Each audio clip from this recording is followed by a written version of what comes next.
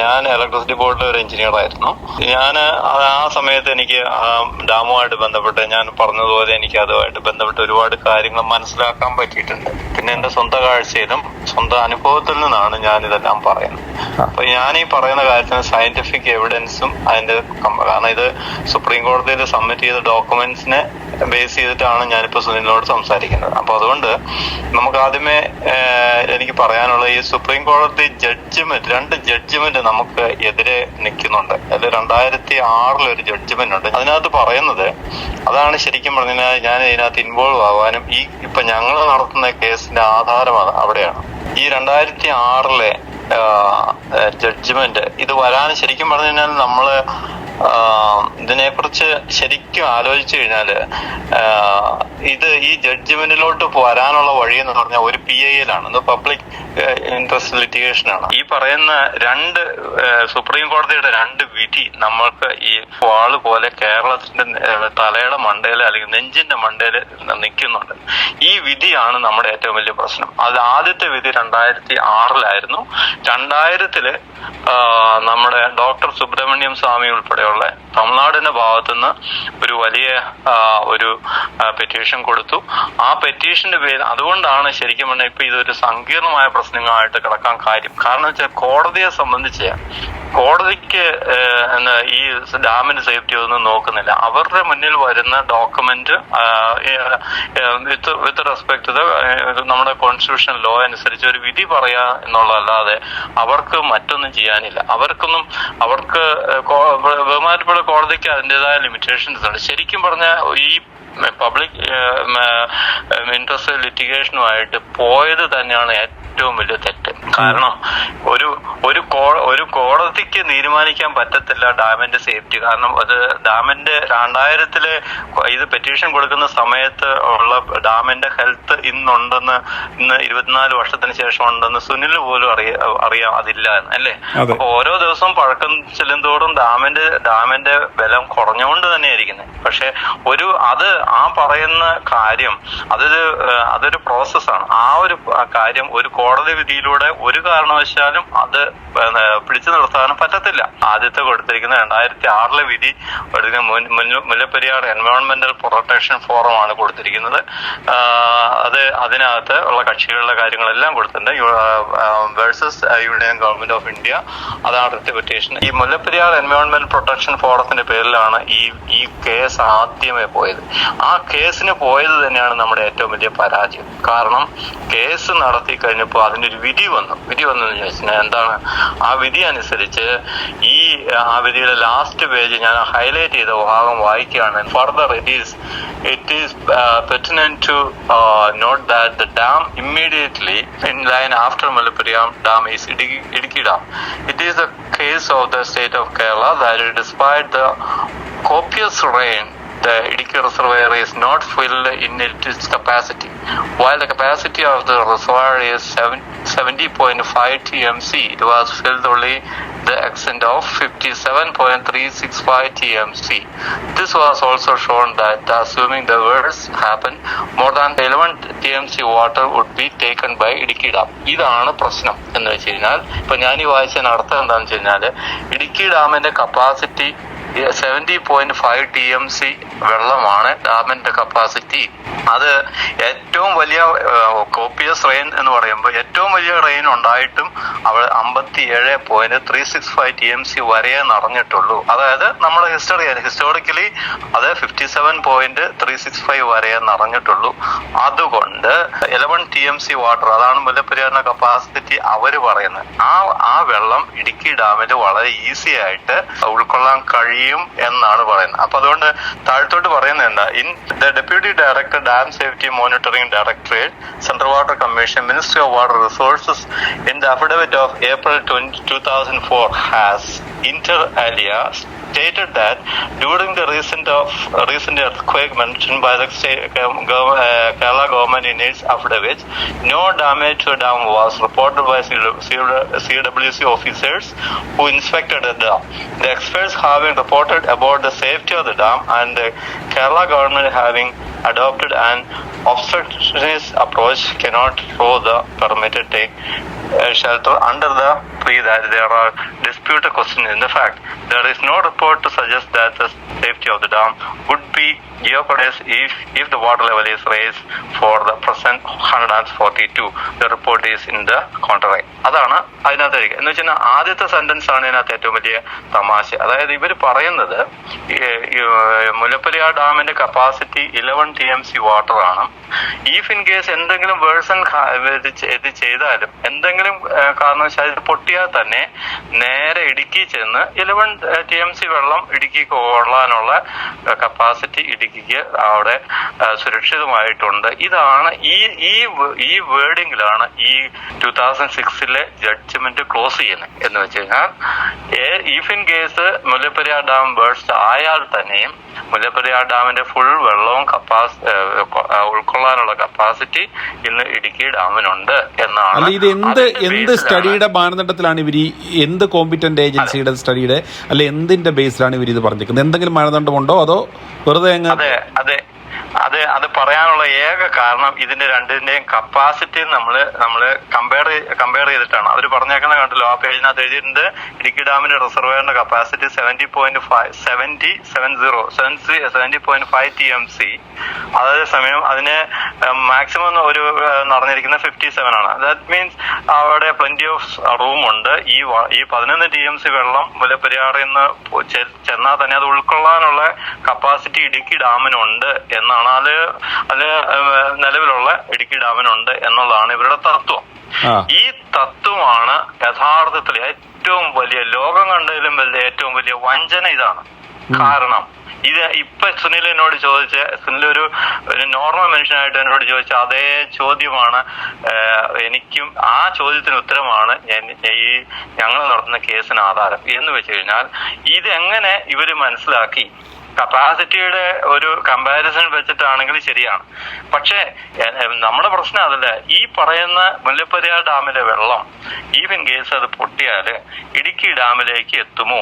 56 kilometre. അതായത് ഈ root ആരാണ് നിയന്ത്രിക്കുന്നത്? അതായത് ഈ വെള്ളത്തിന്റെ കൃത്യമായിട്ട് ഇന്ന ഡയറക്ഷനിൽ കൂടെ പോയി ഇന്ന പ്ലേസിൽ എത്തുമെന്ന് how do they derived A conclusion? അതിന് തൊട്ട് മുമ്പിലുള്ള സെന്റൻസിൽ എഴുതിയേക്കുന്നത് കണ്ടല്ലോ. അതായത് ഈ മുല്ലപ്പെരിയാർ കഴിഞ്ഞാൽ പിന്നെ ഇടുക്കി ഡാമാണ്. പറഞ്ഞ മനസ്സിലായി? കാരണം പുഴ ഒഴുകുന്നത് പെരിയാർ വാലിയിൽ നിന്ന് ആ പുഴ ഒഴുകുമ്പോൾ മുല്ലപ്പെരിയാർ കഴിഞ്ഞാൽ ആ പുഴയിൽ വരുന്ന അടുത്ത ഡാം ഇടുക്കി ഡാമാണ്. അത് വെച്ചിട്ടാണ് അത് അങ്ങോട്ട് തന്നെ എത്തുമോ ഇല്ലയോ എന്നൊന്നും ആരും ഇന്ന് വരെ, ഈ നിമിഷം വരെ നമ്മൾ തമ്മിൽ സംസാരിക്കുന്ന ഈ നിമിഷം വരെ, ഇത് ഞങ്ങൾ സുപ്രീം കോടതിയിൽ പറഞ്ഞതാ. അതായത് ഇന്ന് ഈ നിമിഷം വരെ ഒരുത്തനും തിരിഞ്ഞു നോക്കിയിട്ടില്ല ഈ വെള്ളം അങ്ങോട്ട് എത്തുവോ. അത് ഈ വെള്ളം ഇടുക്കിക്ക് തന്നെ 56 കിലോമീറ്റർ എന്ന് പറയുന്നത് റോഡിൽ കൂടി പോകുന്ന ദൂരമല്ല. പുഴ ഒഴുകുന്ന, പുഴ വളഞ്ഞും ചുറ്റിയും പർവ്വതങ്ങളെ ചുറ്റി ചെല്ലുന്ന ദൂരമാണ് ഞാൻ ഈ പറഞ്ഞ 56 കിലോമീറ്റർ അല്ലെങ്കിൽ 54 അത്രയും കിലോമീറ്റർ. ആ വഴിക്ക് വെള്ളം ഒഴുകി അവിടെ എത്തും എന്ന് ആണ് ഈ റിപ്പോർട്ട് കൊടുത്തിരിക്കുന്ന എല്ലാവരുടെയും ധാരണ. അതാണ് തെറ്റ്. അവിടെയാണ് പ്രശ്നം. അതാരും ചെക്ക് ചെയ്തിട്ടില്ല. അങ്ങോട്ട് തന്നെ വെള്ളം പോകുമോ എന്ന് ആരും ചെക്ക് ചെയ്തിട്ടില്ല. അത് ചെക്ക് ചെയ്യുമ്പോഴാണ് ഇന്ന് വരെ മറച്ചു വയ്ക്കപ്പെട്ട ഈ കാര്യം, ഈ പ്രശ്നമാണ് ശരിക്കും പറഞ്ഞ 2014 വിധിക്കും ആധാരം. അതായത് 2016 സംഭവിച്ചത് എന്താണ്? 136 അടിയിൽ നിന്ന് 142 അടിയിലേക്ക് വെള്ളം ഉയർത്തി. അത് ചോദ്യം ചെയ്ത് വീണ്ടും 2014 നമ്മുടെ കേരള ഗവൺമെന്റ് ഒരു നിയമസഭയിൽ ഒരു ബില്ലൊക്കെ പാസ്സാക്കി. എന്നിട്ട് അതിനെതിരെ വീണ്ടും സുപ്രീം കോടതിയിൽ പോയി. സുപ്രീം കോടതി അത് അസന്നിഗ്ധമായിട്ട് തള്ളിക്കൊണ്ട് റെസ് ജുഡീക്കേറ്റ എന്ന ആ നിയമസംഹിത വെച്ച് 2006 വിധി റെസ് ജുഡീക്കേറ്റയാണ്. ഇനി അത് ഓപ്പൺ ചെയ്യാൻ പറ്റില്ലെന്ന് പറഞ്ഞ് ആ കാര്യം സീല് ചെയ്തു. അതായത് അതിനെ ആർക്ക് ഓപ്പൺ ചെയ്യാൻ പാടില്ലാത്ത രീതിയിൽ ആക്കി. അതായത് സുപ്രീം കോടതിയിൽ ഈ രണ്ട് വിധിയും ഇനി ആർക്കും ചോദ്യം ചെയ്യാൻ കഴിയാത്ത രീതിയിൽ ആ രണ്ട് വിധിയും അങ്ങനെ സീൽ ചെയ്തു. 1970 സുനിലിന് അറിയാവുന്ന പോലെ സി അച്യുതമേനോൻ മുഖ്യമന്ത്രി ആയിരുന്ന സമയത്താണ് ഈ മുല്ലപ്പെരിയാർ ഡാമിന്റെ, അതായത് സുനിൽ ഓർത്തോണം, 1886 മുല്ലപ്പെരിയാർ എന്ന് പറയുന്ന ആ ഒരു ഇത് ഉണ്ടാകുന്നത് തന്നെ. ആ ഒരു ആ ഒരു കരാർ ഉണ്ടാകുന്ന 1886 ഓർത്തോണം കേട്ടോ. 1886 നിങ്ങൾക്ക് എല്ലാവർക്കും അറിയാവുന്ന പോലെ 999 വർഷത്തേനാണ് ഈ മുല്ലപ്പെരിയാർ ഡാം ഉണ്ടാക്കി അതിന്റെ ആ കാലാവധി നിശ്ചയിച്ചിരിക്കുന്നത്. ഇവിടുത്തെ ഉള്ള പ്രശ്നം എന്താ വെച്ചാൽ അതുപോലും നമ്മുടെ വിദഗ്ധന്മാര് നോക്കുന്നില്ല. ആ പേപ്പറൊന്ന് മറച്ചു നോക്കലാവേ. അതായത് ഞാൻ പറയുന്നത്, അതായത് ഇവര് എന്തുകൊണ്ട് പഠിക്കുന്നില്ല? ഈ 99 എന്നുള്ളത് മാനിപ്പുലേറ്റ് ചെയ്ത് അപ്പുറത്തോട് ഒരു 9 ഇട്ട് ഇതാക്കിയതാണോ അതോ ഇത് കൃത്യമാണോ? ഈ അല്ലല്ല അത് കാരണം നമ്മൾ ഇതെല്ലാം സർട്ടിഫൈഡ് കോപ്പി അപ്പുറത്തും ഇപ്പുറത്തും ഉണ്ടല്ലോ. 99 years എന്നുള്ളത് 999 years. ഇത് ഇങ്ങനെ ഒരു ഡിസ്പ്യൂട്ട് നേരത്തെ ആരോ പറഞ്ഞായിരുന്നു. പക്ഷെ അതിന് നമുക്ക് ആധികാരികതയൊന്നുമില്ല. ഇപ്പൊ നമ്മുടെ അല്ലല്ലോ ആ ഡോക്യുമെന്റ് ഇരിക്കുന്നത്. നമ്മുടെ കേരള ഗവൺമെന്റ് കാണും തീർച്ചയായിട്ടും. അതായത് നമ്മുടെ ഒറിജിനലൊന്നും ആരുടെയും കയ്യിലില്ലല്ലോ. ഇതിപ്പോ എവിടെ ഇരിക്കണെന്ന് ദൈവത്തിന് മതി. ഇപ്പൊ ഉള്ളി തമിഴ്നാട് ഇതൊക്കെ പറഞ്ഞാൽ തമിഴ്നാടിന്റെ ആ ഒത്തൊരുമയാണ് ഇതിന്റെ ഏറ്റവും വലിയ കാര്യം. സുനിലിനോട് ചിന്തിച്ചു നോക്കി, സെൻട്രലിലും കേരളത്തിലും കോൺഗ്രസ് എത്രയോ കാലം ഭരിച്ചതാ. എന്നിട്ട് ഈ പ്രശ്നം എന്തുകൊണ്ട് അവരൊന്നും ചെയ്തില്ല? എത്രയോ വർഷങ്ങൾ ഭരിച്ചതല്ലേ. നമ്മുടെയൊക്കെ തന്നെ ആയുസിൽ എത്രയോ പ്രാവശ്യം രണ്ടിടത്തും സ്റ്റേറ്റ് ഗവൺമെന്റും സെൻട്രൽ ഗവൺമെന്റും കോൺഗ്രസ് ഭരിച്ചിട്ടും ഒരേ പാർട്ടിക്കാർ ഭരിച്ചിട്ട് പോലും ഇതിനൊരു മാർക്കം കാണാൻ, അല്ല ഇതിനൊരു തീരുമാനം ഉണ്ടാക്കാനൊരു ഒന്നും കഴിഞ്ഞില്ല. അത് തമിഴ്നാടിന്റെ വിജയമാണ്. നമ്മൾ അവരെ അണ്ടർ എസ്റ്റിമേറ്റ് ചെയ്തുകൊണ്ട് ഒരു കാര്യമില്ല. കാരണം അവര് പിടിക്കുന്നിടത്ത് അവര് വരയ്ക്കുന്നിടത്തും കാര്യങ്ങൾ നടക്കും. അതാണെന്ന് നടന്നിരിക്കുന്നത്. ഇപ്പൊ ഞാൻ പറഞ്ഞു വന്ന ഗോയിങ് ബാക്ക്, ഈ മുല്ലപ്പെരിയാർ എഗ്രിമെന്റ് ഈ 1970 നമ്മുടെ ഗവൺമെന്റ് അത് പുതുക്കി കൊടുത്തു. രസകരമായ കാര്യങ്ങളാണ് ഓർത്തോണം. ഈ പുതുക്കി കൊടുത്തപ്പോ അത് എന്താ, ഇതേ പഴയ അഗ്രിമെന്റ് അങ്ങനെ തന്നെ പുതുക്കി. ഇത് പുതുക്കാൻ കാരണം എന്താണെന്ന് വെച്ചാൽ, പുതുക്കേണ്ട ആവശ്യം എന്താ? 999 വർഷമുള്ള സ്ഥിതിക്ക് ഈ 1970 പുതുക്കേണ്ടതിൻ്റെതായ ആവശ്യം എന്തായിരിക്കുന്നത്? ആവശ്യം എന്താണെന്ന് വെച്ചാൽ 1886 എഗ്രിമെന്റ് സൈൻ ചെയ്തത് മദ്രാസ് റെജിമെന്റ്, അതായത് അന്ന് കേരള സംസ്ഥാനം ഇല്ല, നമുക്ക് എന്താ പറയാ, നമുക്കൊരു സംസ്ഥാനമായിട്ടില്ല ഇന്ത്യക്ക് സ്വാതന്ത്ര്യം കിട്ടുന്നതിന് മുന്നമേ. അപ്പൊ സ്വാതന്ത്ര്യം കിട്ടുന്നതിന് മുന്നമേ ഉള്ള എല്ലാ കാര്യങ്ങളും സ്വാതന്ത്ര്യത്തോട് 1947 കൂടി ക്യാൻസൽ ചെയ്യുകയോ അമെൻഡ് ചെയ്യുകയോ ചെയ്യേണ്ടതാണ്. ഇത് രണ്ടും ചെയ്തില്ല ഇതിന്റെ കാര്യത്തിൽ. ഇത് വെച്ചോണ്ടിരുന്ന 1970 റൈറ്റ് ടൈമില് സി അച്യുതമേനോൻ ഭരിച്ചുകൊണ്ടിരുന്നപ്പോഴ് തമിഴ്നാടും കേരളവും കൂടി ഇവര് രാഷ്ട്രീയക്കാർ ഒരു കാരണവശാലും ദൈവത്തെ ഓർത്ത് വിശ്വസിച്ചേക്കരുത്. കാരണം അവർക്ക് അവരുടെ രാഷ്ട്രീയ ലക്ഷ്യം മാത്രമേ ഉള്ളൂ. ഇതിനകത്ത് മുതലെടുപ്പ് മാത്രമേ. സ്വാതന്ത്ര്യത്തിന് മുമ്പുള്ള ഇങ്ങനെയുള്ള കരാറുകൾക്ക് ലീഗലിയും മറ്റൊരു സാങ്കേതികയും ഇല്ലാത്തതല്ലേ, പിന്നെ അങ്ങനെ ഇതിന് ഈ ഒരു വാല്യൂ കിട്ടി ആര് കൊടുത്തു? ഈ അച്യുതമേനോൻ സർക്കാരാണ് ഈ കാര്യം ചെയ്തത്. അത് മാത്രമല്ല, ഈവൻ കോൺഗ്രസ് അത് തന്നെ സപ്പോർട്ട് ചെയ്തല്ലോ. അതുകൊണ്ടാണ് ഞാൻ പറഞ്ഞത് ഇതിനെ കുറിച്ച് ഒരു അക്ഷരം കോൺഗ്രസ് അച്യുതമേനോൻ ചെയ്തത് തെറ്റാണെങ്കിൽ അന്നത്തെ പ്രതിപക്ഷം ഉറങ്ങുമായിരുന്നു. പ്രതിപക്ഷം ഒരു വാക്ക് പറഞ്ഞു. 1886 ഈ കരാറും പ്രകാരം എന്തിനാണ് ഈ കരാർ ഉണ്ടാക്കിയെന്ന് വെച്ചാൽ, ഇങ്ങനെ ഒരു ഡാം കെട്ടി, അന്ന് ഡാം കമ്മീഷൻ ചെയ്തിട്ടില്ല, ഡാം കെട്ടാൻ തുടങ്ങുന്നേ ഉള്ളൂ അല്ലേ. ഡാം കെട്ടി കമ്മീഷൻ ചെയ്തപ്പോൾ 1895 ആയി. അതായത് ഇത് ഈ 86 മുതൽ ഏകദേശം 9 വർഷത്തിന് ശേഷമാണ് ഈ ഡാം ശരിക്കും പറഞ്ഞാൽ നിലവിൽ വന്നത്. അപ്പോ ഈ ഡാമിന്റെ കരാർ അനുസരിച്ച് ശരിക്കും പറഞ്ഞു കഴിഞ്ഞാൽ തമിഴ്നാട്ടിലെ 5 ജില്ലകളിലായിട്ട് 165,000 ഏക്കേഴ്സ് ഓഫ് ലാൻഡ് ആണ് 5 ഡിസ്ട്രിക്റ്റില് ഇറിഗേഷന് വേണ്ടിയിട്ടാണ്. ഈ വ്യക്തമായിട്ട് ഈ എഗ്രിമെന്റിനകത്ത് പറഞ്ഞിട്ടുണ്ട് 1,60,000 ഏക്കർ ലാൻഡ് ഈ പറയുന്ന 5 ജില്ലകളിലായിട്ട്, തേനി, ദിണ്ടുഗൽ, മധുര, ശിവഗംഗ, രാമനാഥപുരം, ഈ 5 ജില്ലകളിലായിട്ട് 1,60,000 ഏക്കർ ലാൻഡിന് ഉള്ള ഇറിഗേഷന് വേണ്ടിയിട്ട് മാത്രമാണ് ഈ കരാർ അന്ന് സൈൻ ചെയ്തത്. പക്ഷേ സംഭവിച്ചത് എന്താണെന്നറിയോ, ഇത് 1970 ഇത് പുതുക്കിയപ്പോഴ് അവര് ലാൻഡിന്റെ ഏറിയ 2,40,000 ഏക്കറായിട്ട് അങ്ങ് കൂട്ടി. അത് മാത്രമല്ല 140 മെഗാവാട്ട് പവർ ഉത്പാദിപ്പിക്കാൻ അന്ന് വരെ അവിടെ പവർ സ്റ്റേഷൻ ഉണ്ടായില്ല. വേറെ ഒരു പൈപ്പ് ഇട്ട് വെള്ളം അവിടെ കൊണ്ടുപോയി അവിടെ ഒരു ചെറിയ ചെക്ക് ഡാമിനകത്തോട്ട് വെള്ളം സംഭരിച്ച് അവിടെ നിന്ന് ഇറിഗേഷൻ മാത്രമേ ഉണ്ടായിരുന്നുള്ളൂ. അപ്പൊ 1970 ഇവരെന്താ ചെയ്ത്, ഇത് പുതുക്കുക മാത്രമല്ല അതിന് അവർക്ക് വൈദ്യുതി ഉത്പാദിപ്പിക്കാനുള്ള അനുവാദങ്ങൾ കൊടുത്തു. ഇതിന് പകരം നമുക്ക് എന്നാ കിട്ടിയതെന്ന് സുനിലിന് അറിയാവും. അതാണ് തമാശ. ഡാം അവർക്ക് ഫുള്ളായിട്ട് വിട്ടുകൊടുത്തിട്ട്, തമിഴ്നാടിന് അന്ന് വരെയും നമ്മുടെ കസ്റ്റഡിയിലായിരുന്നു, അത് ഫുള്ളായിട്ട് അവർക്ക് വിട്ടുകൊടുത്തിട്ട് അവർക്ക് കറണ്ട് ഉൽപ്പാദിപ്പിക്കാം. 140 മെഗാവാട്ട് എന്ന് വെച്ചാൽ ഇടുക്കി മൂലമറ്റം പവർ സ്റ്റേഷന്റെ 6 കപ്പാസിറ്റി ആയി. മൂലമറ്റം പവർ സ്റ്റേഷനിൽ ഒരു ജനറേറ്റർ 130 മെഗാവാട്ടാണ്. അപ്പോൾ അങ്ങനെ 6 ജനറേറ്റർ അവിടെ ഇരിക്കുന്നത്. അപ്പോൾ അതുപോലെ ഒരു ജനറേറ്റർ ഏകദേശം അതിൽ കൂടുതലുള്ള കപ്പാസിറ്റി ആയി. 140 മെഗാവാട്ട് പവർ ഉൽപ്പാദിപ്പിക്കാനുള്ള വെള്ളം അവര് അതിനുള്ള അനുവാദം കൊടുത്തു. അതിന് പകരം നമുക്ക് കിട്ടിയത് എന്താണെന്നറിയാം. അതാണ് ചിരിക്കാനുണ്ടെന്ന് പറയാൻ കാരണം, നമുക്ക് അതിനകത്ത് തേക്കടി റിസർവെയർ, മുല്ലപ്പെരിയാർ റിസർവെയറിനകത്ത് മീൻ പിടിക്കാനുള്ള അനുവാദം തമിഴ്നാട് കൊടുത്തു. അതുകൊണ്ടുള്ള മീനും കൊണ്ടാണോ സുനിലെ കഴിയുന്നത്? പറ. എന്നാ ആരാ അവിടെ മീൻ പിടിക്കുന്നത്? അല്ല, ഏക്കറിന് 5 രൂപ വെച്ച് 40,000 രൂപയാണ് ഇതിന്റെ ഈ പാട്ടം കിട്ടുന്നതെന്ന്. അതെ, ആ പാട്ടം കൃത്യമായിട്ട് അവര് തരുന്നുണ്ട്. 40,000 രൂപ പിന്നെ കൂട്ടി. അപ്പൊ ഇതെല്ലാം തമാശാണ്. അതായത് ഈ എമൗണ്ട് കൂട്ടിയായിരുന്നോ? ആ എമൗണ്ട് കൂട്ടി ഇപ്പൊ ഏകദേശം 14 ലക്ഷം രൂപ എങ്ങാണ്ട് അവര് അടയ്ക്കുന്നതാണ് ഞാൻ കേട്ടത്. ഈ 2 എഗ്രിമെന്റ് നിങ്ങൾ വായിച്ചു നോക്കുമ്പോ തന്നെ, ഒറിജിനൽ എഗ്രിമെന്റും പുതുക്കിയ എഗ്രിമെന്റും വായിച്ചു നോക്കുമ്പോ തന്നെ അറിയാം, കേരളത്തിന്റെ പിടിപ്പുകേടിന്റെ അങ്ങേയറ്റം നിങ്ങൾക്ക് മനസ്സിലാക്കാൻ പറ്റും.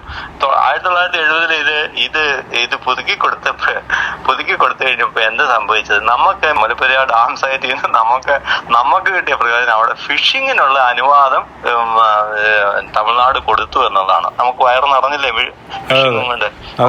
അപ്പൊ ഇങ്ങനെയുള്ള പരിഹാസ്യമായ രീതിയിലാണ് ഈ മുല്ലപ്പെരിയാറിന്റെ കാര്യം അന്ന് മുതൽ ഇന്ന് വരെയുള്ള കേരള ഗവൺമെന്റ് എടുത്തിരിക്കുന്നത്. റിഗാർഡ്ലെസ് ലെഫ്റ്റോ റൈറ്റോ ഒന്നുമല്ല, എല്ലാം തമാശായിട്ട് എടുത്തിരിക്കുന്നത്. ഒരു പാർട്ടി പറയുന്നത് കേട്ടു, മുല്ലപ്പെരിയാർ ഡാം, അതായത് KT തോമസ് സാറ് പല പ്രാവശ്യം പറയുന്നത് ഞാൻ കേട്ടിട്ടുണ്ട്, ഒരു കാലത്തും പൊട്ടത്തില്ല, അതിനെക്കുറിച്ചുള്ള ആശങ്ക പോലും വേണ്ട, അത് അതിനു വേണ്ടി ബലപ്പെടുത്തിയിട്ടുണ്ട്. എന്നാൽ സത്യത്തിൽ അതല്ല കാര്യം. KT തോമസ് സാറിനെ മാത്രം ഇതിനകത്ത് നമുക്ക് കുറ്റപ്പെടുത്താൻ പറ്റത്തില്ല. കാരണം ഇതൊരു എംപവർ കമ്മിറ്റിയുടെ തലവനായിട്ടാണ് KT തോമസ് സാറ് കേരളത്തിനെ തമിഴ്നാട്ടില് മറ്റൊരു ജഡ്ജിയെയും വെച്ചിട്ട്, അതായത് രണ്ടുപേരും നിയമജ്ഞന്മാരായിരുന്നു. KT തോമസ് സാറ്, എനിക്ക് മറ്റേ ആളുടെ പേര് ഞാൻ ശരിക്കും ഓർക്കുന്നില്ല. KT തോമസ് സാറിനെ അങ്ങനെ കുറ്റം പറയാൻ കഴിയത്തില്ല എന്ന് പറയാൻ കാരണം, CWCക്ക് റിപ്പോർട്ട് കൊടുക്കാനായിട്ട് ഒരു ഹെഡ്, അതായത് നമ്മളെ പ്രതിനിധീകരിക്കുന്ന ഒരു ഹെഡ് എന്നുള്ള ഒരു നിയമജ്ഞനാണ് ഈ KT തോമസ് സാറ്. പുള്ളിക്കാരന് നമ്മുടെ കേരള വാട്ടർ അതോറിറ്റി അല്ലെങ്കിൽ നമ്മുടെ ഇറിഗേഷൻ ഡിപ്പാർട്ട്മെന്റ്, നമ്മുടെ കേരള സ്റ്റേറ്റ് ഗവൺമെന്റ് കൊടുക്കുന്ന റിപ്പോർട്ട് പുള്ളിക്കാരൻ സൈൻ ചെയ്ത് നേരെ അങ്ങോട്ട് സബ്മിറ്റ് ചെയ്യാന്നുള്ളതല്ലാതെ ലോ പഠിച്ച KT തോമസ് സാറിന് ജിയോളജിയെ കുറിച്ച് എന്തറിയാൻ പറ്റും? ആർക്കിടെക്ചറിനെ കുറിച്ച് എന്തറിയാൻ പറ്റും? ഒന്നുമില്ല. അപ്പൊ നമ്മുടെ ആൾക്കാർ ഉണ്ടാക്കി കൊടുത്ത റിപ്പോർട്ടാണ് KT തോമസ് സാർ സബ്മിറ്റ് ചെയ്തത്. എങ്കിലും ഒരു നിയമജ്ഞൻ എന്ന നിലയ്ക്കും ആരെങ്കിലും എഴുതി തരുന്ന എന്തെങ്കിലും കൊണ്ട് കൊടുക്കുവാണ് ഒരു നിയമജ്ഞൻ ചെയ്യേണ്ടത്. അദ്ദേഹം ഇതിനെക്കുറിച്ച് സ്വാഭാവികമായിട്ടും നമ്മളെപ്പോലുള്ള ലേമന് തോന്നേണ്ട ഒരു ചോദ്യം ചോദിക്കണ്ടേ, ഇതെങ്ങനെ, how you reach this outcome, എങ്ങനെ ഇതിലേക്ക്? തീർച്ചയായിട്ടും അദ്ദേഹത്തിന് അത് ചോദിക്കാനുള്ള അധികാരം ഉണ്ടായിരുന്നു. അതിന് സ്ക്രൂട്ടനൈസ് ചെയ്യാനുള്ള സകല അധികാരം പുള്ളിക്കാരനുണ്ടായിരുന്നു. പുള്ളിക്കാരൻ എന്തുകൊണ്ട് ചെയ്തില്ലെന്നൊന്നും ഞാൻ എന്റെ ചെറിയ ചിരിയിൽ ഇതെല്ലാം ഉണ്ടെന്ന് സുനിൽ വിചാരിച്ചു കൊള്ളുക. ഇൻട്രസ്റ്റ് പലർക്കും പല രീതിയിലാണ്. അതുകൊണ്ട് ഇത് അനശ്വര നിർമ്മിതിയാണെന്ന് എഴുതി കൊടുത്തു. അവിടെയാണ് ഈ പ്രശ്നം. എപ്പോഴെഴുതി കൊടുത്തു? ഈ പറയുന്ന 2016 2006 ഇത് കൊടുത്തു. 2006 ഈ കേസോട് കൂടി എംപവർ കമ്മിറ്റി വന്ന്, എംപവർ കമ്മിറ്റിയിൽ ഇദ്ദേഹം ഇരുന്ന സമയത്താണ് ഇത് അനശ്വര നിർമ്മിതിയാണെന്ന് പറഞ്ഞ് എഴുതി കൊടുത്തത്. ഈ പ്രശ്നത്തിനകത്ത് NLC കൊടുത്ത റിട്ട് പെറ്റീഷൻ, ആ റിട്ട് പെറ്റീഷൻ കൊടുത്തത് 2021 ഡിസംബർ 26 റിട്ട് പെറ്റീഷൻ കൊടുക്കുന്നത്.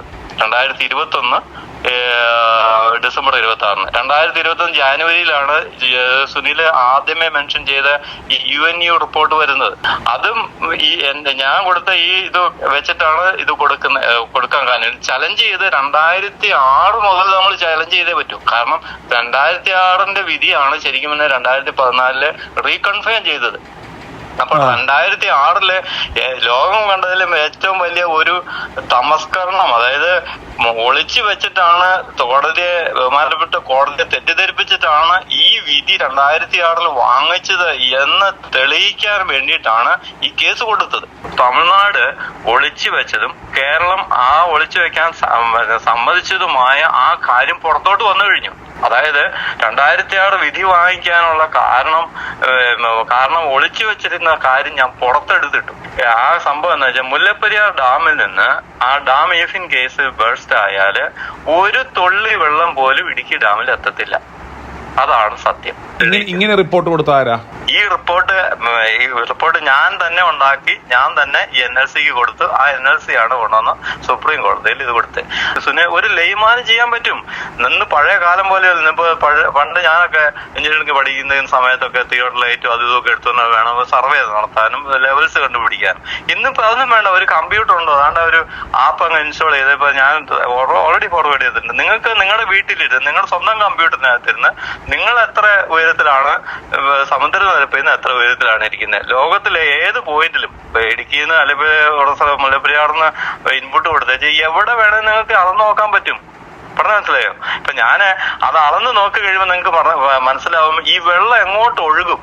ആ സ്റ്റഡിയാണ് ഈ 2 സ്റ്റേറ്റും ഒരു മനുഷ്യൻ ചിന്തിക്കാത്ത കാര്യമാണ്.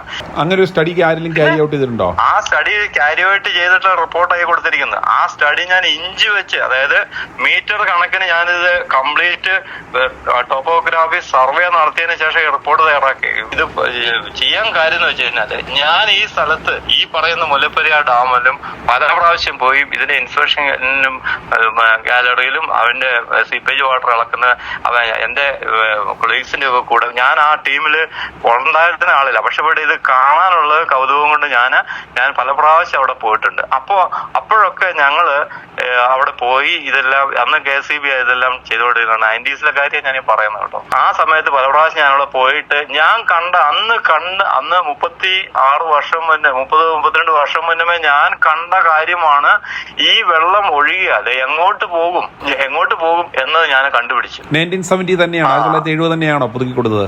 അതെ, പുതുക്കി കൊടുത്തത്. എന്നിട്ട് സംഭവിച്ചതെന്ന് വെച്ചാൽ 79 ആയപ്പോഴത്തേനും ഈ ഡാമിന് ഭയങ്കര ലീക്കിംഗ് ഉണ്ടായി.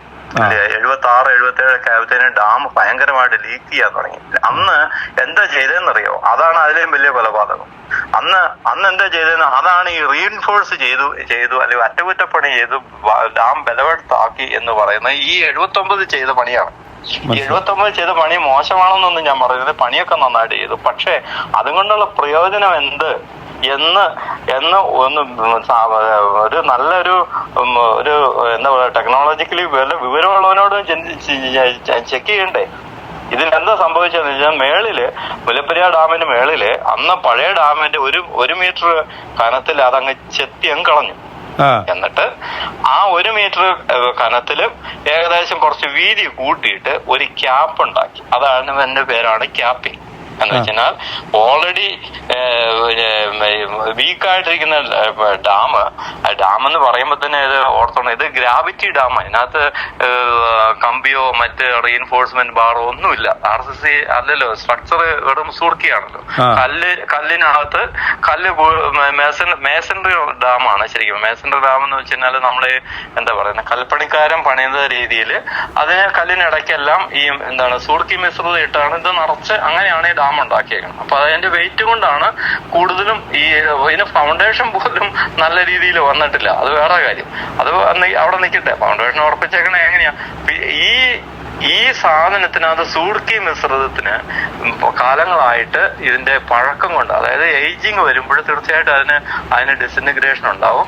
അങ്ങനെയാണ് ഇത് ഒലിച്ചു പോകാൻ തുടങ്ങി. 76-77 ഒക്കെ ആയപ്പോഴത്തേന് ഇതിന്റെ ഡാമിന്റെ അപാര ചോർച്ചയായി. ആ അപാര ചോർച്ച ഇപ്പൊ എല്ലാവരും പേടിച്ചു. അങ്ങനെ പെട്ടെന്ന് തന്നെ CWCയും ഗവൺമെന്റ്, സ്റ്റേറ്റ് ഗവൺമെന്റും യൂണിയൻ ഗവൺമെന്റും എല്ലാവരും കൂടി തീരുമാനിച്ച് ഒരു അറ്റകുറ്റപ്പണി തമിഴ്നാട് ചെയ്യാം എന്നുള്ള രീതിയിൽ അന്ന് ഒരു അറ്റകുറ്റപ്പണി ചെയ്തതിന്റെ പേരാണ് ഈ റീഇൻഫോഴ്സ്മെന്റ്. അന്ന് ചെയ്ത കാര്യം എന്താണെന്ന് വെച്ചാൽ, അന്ന് ഈ ഡാമിന്റെ ടോപ്പ് ഒരു 1 മീറ്റർ എടുത്തു കളഞ്ഞു. ഒരു 1 മീറ്റർ കനത്തിൽ തന്നെ ഒരു നല്ല RCC ക്യാപ്പിംഗ് ചെയ്തു. ഓർത്തോണം, ഇത് ക്യാപ്പിംഗ് ചെയ്ത് ചെന്ന ഇവര് കേബിൾ ആങ്കറിങ് ചെയ്തു.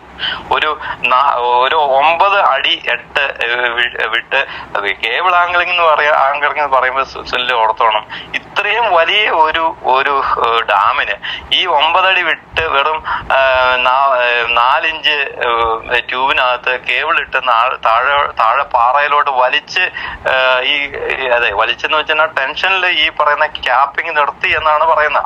അത് ശരിയാ, നിർത്തുകയൊക്കെ ചെയ്തു, ഒക്കെ ശരി തന്നെ. അത് തന്നെയല്ല, അതിന്റെ ഡൗൺ സ്ട്രീം സൈഡില് പിന്നെ കോൺക്രീറ്റ് കൊണ്ട് നിറച്ച് അവിടെയൊക്കെ കുറച്ചുകൂടെ കോൺക്രീറ്റ് ഇട്ട് കുറച്ചുകൂടെ ബലവത്താക്കി ഒരു ഇൻസ്പെക്ഷൻ ഗാലറി ഒക്കെ വെച്ച് അവിടെ അങ്ങനെ ഓട്ടയടച്ചു. അതായത് ഇൻസൈഡിൽ ആർക്കും ഒന്നും ചെയ്യാൻ പറ്റത്തില്ല, വെള്ളം കിടക്കുന്നതുകൊണ്ട്. ഇവിടെ മനസ്സിലായോ? ചെയ്യാൻ പറ്റുന്ന ഇതാണ്. തമിഴ്നാട് എന്താ സാധാരണ ചെയ്യുന്നത്, ഇവരവിടെ സ്ഥിരം സിമെന്റും മോർട്ടാറുമായിട്ട് അവിടെ നിൽപ്പുണ്ട്. വെള്ളം കുറയുന്നതിനനുസരിച്ച് ഈ കല്ലിന്റെ പൊത്ത് കാണാതിരിക്കാനായിട്ട് ഒരു വള്ളത്തിൽ വന്നുവെച്ച് ഇത് മൊത്തം ഈ പ്ലാസ്റ്റർ കൊണ്ട് ഇൻസൈഡ് അങ്ങ് എന്താ വെള്ളം താഴുന്നതിനനുസരിച്ച് അവരങ്ങ് പ്ലാസ്റ്റർ ചെയ്യും. പറഞ്ഞു മനസ്സിലായോ? പ്ലാസ്റ്റർ ചെയ്ത് കഴിഞ്ഞാൽ അതിന് എന്ത് ബലമുണ്ട് സില്ലേ? ഓൾറെഡി പഴയതായിരിക്കുന്ന ഒരു കല്ലിന്റെ മണ്ടയിൽ കുറച്ച് പ്ലാസ്റ്റർ ചെയ്ത് കുറച്ചായിരിക്കും. അല്ലെങ്കിൽ അങ്ങനെ എല്ലാം റെഡിയാക്കിയിട്ടാണ് ഈ CWCയുടെ ഇൻസ്പെക്ടേഴ്സ് വരുന്നത്. അവര് വന്നൊരു ചെറിയ ബൈനോക്കുലർ വെച്ച് നോക്കുമ്പോ നല്ല ഒരു ചെറിയ ചുവന്ന കളറും ഒക്കെ അടിച്ച് പ്ലാസ്റ്റർ ചെയ്ത് നല്ല കുട്ടപ്പനാക്കി. ഇത് നോക്കിക്കഴിഞ്ഞാൽ എന്താ കുഴപ്പം? ഡാമിന് എന്താ പ്രശ്നം? പുതുപുത്തനെ പോലെ ഇരിക്കും. അപ്പൊ ടോപ്പിലും ബാക്കിലും എല്ലാം നല്ല രീതിയിൽ ഇങ്ങനെയൊക്കെ ചെയ്യും. ഇത് പണിത ഒരാളുടെ ഒരു ഇന്റർവ്യൂ ഞാൻ പണ്ട് കണ്ടിരുന്നു. അതായത് ഈ റീഇൻഫോഴ്സ്മെന്റ് വർക്ക് ചെയ്ത ഒരു എഞ്ചിനീയർ, അദ്ദേഹം നമ്മുടെ കേരള ഇറിഗേഷൻ ഡിപ്പാർട്ട്മെന്റിൽ നിന്ന് റിട്ടയർഡ് ചെയ്ത ഒരു മനുഷ്യനാണ്. പുള്ളി അന്ന് ചെയ്ത വർക്കൊക്കെ പെർഫെക്റ്റ് ആയിട്ട് ചെയ്ത. പക്ഷെ ഈ മനുഷ്യൻ പറയുമ്പോൾ തന്നെ, അതായത് പുള്ളി എഞ്ചിനീയർ ആണ്, പുള്ളി ആ വർക്ക് നേരിട്ട് ചെയ്തതാണ്, ഈ കാര്യങ്ങളെല്ലാം പുള്ളി വ്യക്തമായിട്ട് പറയുന്നത് അത് ശരി തന്നെയാണ്. 79 ചെയ്യുന്ന റീഇൻഫോഴ്സ്മെന്റ് വർക്ക് ഏകദേശം 3 വർഷം കൊണ്ട് അവർ റീഇൻഫോഴ്സ്മെന്റ് വർക്ക് തീർത്തു. പക്ഷേ എന്റെ ചോദ്യം, ഈ റീഇൻഫോഴ്സ്മെന്റ് വർക്ക് കൊണ്ട് ഡാമിന് ചിലപ്പോ ഒരല്പം ആശ്വാസം കിട്ടി എന്ന് വേണമെങ്കിൽ നമുക്ക് വെറുതെ കരുതാം. സ്റ്റഡിയോ റിപ്പോർട്ടോ ഒന്നുമില്ല, അത് വേറെ കാര്യം. നമ്മുടെ ആൾക്കാര് ചെയ്തു, ഓക്കെ, അത് നല്ല കാര്യം. പക്ഷെ എന്നും പറഞ്ഞ് അദ്ദേഹം തന്നെ പറയുന്നുണ്ട്, ഇത് ഒരു റീഇൻഫോഴ്സ്മെന്റ് വർക്കാണ് ചെയ്തേക്കുന്നത്. പുതിയ ഡാമിന്റെ ബലം ഏതായാലും കിട്ടുമോ? കേട്ടോ, അതെ, പുതിയ ഡാമിന്റെ ബലം, പുതിയ ഡാമിന്റെ കാലാവധി 50 വർഷമാണെങ്കിൽ 50 വർഷത്തിന് അപ്പുറത്തോട്ട് ഏതായാലും ഇത് ചെയ്താൽ കിട്ടത്തില്ല എന്ന് അദ്ദേഹം പറയുന്നു. ഈ റീഇൻഫോഴ്സ്മെന്റ് വർക്ക് ചെയ്ത ഒരു ചീഫ് എഞ്ചിനീയർ പറയുവാണ്. ആ പറയുന്ന സ്റ്റേറ്റ്മെന്റും KT തോമസ് സാറ് അല്ലെങ്കിൽ നമ്മുടെ കേരള ഗവൺമെന്റ് റിപ്പോർട്ട് തമ്മിലുള്ള അന്തരം കണ്ടോ? ഇത് അനശ്വരമാണെന്ന് പുള്ളി പറയുന്നു. KT തോമസ് എന്റെ നേതൃത്വത്തിൽ കേരള ഗവൺമെന്റ് അവിടെ വെച്ച് കൊടുക്കുന്നു. എന്നാൽ ഇത് പണിത് എഞ്ചിനീയർ പറയുന്നു അനശ്വരമൊന്നും അല്ല, എത്രയും പെട്ടെന്ന് ഇത് ചെയ്യണമെന്ന് അദ്ദേഹം തന്നെ പറയുന്നു. എനിക്ക് അദ്ദേഹത്തോട് ബഹുമാനമുണ്ട്. കാരണം വെച്ചാല് പുള്ളിക്കാനുള്ള സത്യം ഉള്ളതുപോലെ പറഞ്ഞു. പക്ഷെ പുള്ളി പറയുന്ന സത്യത്തിനകത്ത് നമ്മൾ വളരെ വളരെ സൂക്ഷിച്ചു നോക്കി കഴിഞ്ഞാൽ ഇത് ചെയ്തിരിക്കുന്നത് കൊണ്ട് വലിയ പ്രയോജനമൊന്നും ഇല്ല. കാരണം എന്ന് വെച്ചാൽ ഇത് പുറത്തെ എന്തെങ്കിലും ചെയ്യാൻ പറ്റുള്ളൂ. ഡാം ഉള്ളിൽ വെള്ളം കിടക്കുകയാണ്, വെള്ളത്തെ അതൊന്നും ചെയ്യാൻ പറ്റത്തില്ല. ഈ പറയുന്ന പോലെ തമിഴൻ നമ്മളെ കണ്ണടയ്ക്കാൻ വേണ്ടി ആർക്കും കാഴ്ച ഇത് പൊത്തും ബോധമൊക്കെ കാണാതിരിക്കാൻ വേണ്ടിയിട്ട് പ്ലാസ്റ്റർ ചെയ്യുന്നുള്ള ഒഴിച്ചാൽ ഉള്ളിലൊന്നും ചെയ്യാൻ പറ്റത്തില്ല. ചെയ്യാൻ പറ്റുന്നത് പുറമെയാണ്. പുറമെ കുറച്ച് കോൺക്രീറ്റ് ഒക്കെ ഇട്ടു, അതിന്റെ ആ സീപ്പേജ് വാട്ടർ ആരും കാണാതെ ഒരു ഗാലറി ഉണ്ടാക്കി ഗാലറിക്ക് അതോടെ തിരിച്ചു കിട്ടും. പറഞ്ഞാൽ മനസ്സിലായോ? ഇതെല്ലാം ഉടായ്പ പണിയാണ് ചെയ്തു വെച്ചിരിക്കുന്നത്. ഇതും കൊണ്ടൊന്നും ആ ഡാം ബലവെട്ടായെന്ന് ഞാൻ വിശ്വസിക്കുന്നില്ല. ഒരല്പം ആശ്വാസം ആ സമയത്ത് സീപ്പേജ് വാട്ടറിനെ കുറച്ച്, അതായത് ഈ ലീക്ക് ആകുന്നത് നമ്മൾ പുറമെ ആരും കാണുന്നില്ല എന്ന് മാത്രം, അത്രേ ഉള്ളൂ. അത് തന്നെയാണ് കറക്റ്റ്.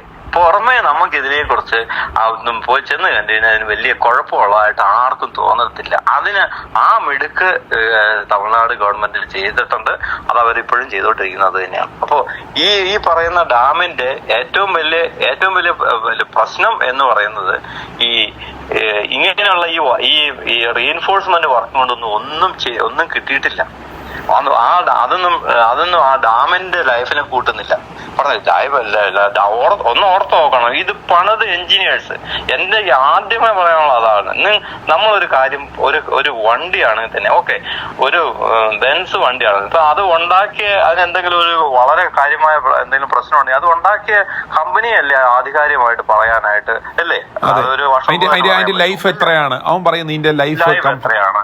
അതിന്റെ ടെക്നിക്കൽ ഇതുണ്ടാക്കിയ ബ്രിട്ടീഷ് മിലിറ്ററി അവരുടെ മ്യൂസിയത്തിൽ ഇതിനെ കുറിച്ചുള്ള വ്യക്തമായ ഒന്നാമതെ ഇവരുടെ ആ ബ്രിട്ടീഷ് എംപറേഴ്സിന്റെ ആ സമയത്തൊക്കെ ഇവരുടെ മ്യൂസിയത്തില് മാഞ്ചസ്റ്ററിലുണ്ട് ഇതിന്റെ സ്റ്റഡി പറ്റിയില്ല. ഈ സുർക്കി മിശ്രിതം കൊണ്ട് ഒരു മനുഷ്യൻ പറഞ്ഞ തുർക്കി എന്നാണ്, അത് പാവം ലേമാൻ അങ്ങനെയൊക്കെ വിചാരിക്കും. പക്ഷെ ഈ സുർക്കി മിശ്രിതം കൊണ്ട് അതിന്റെ പണതേന്റെ ആയുസ് എത്രയാണെന്ന്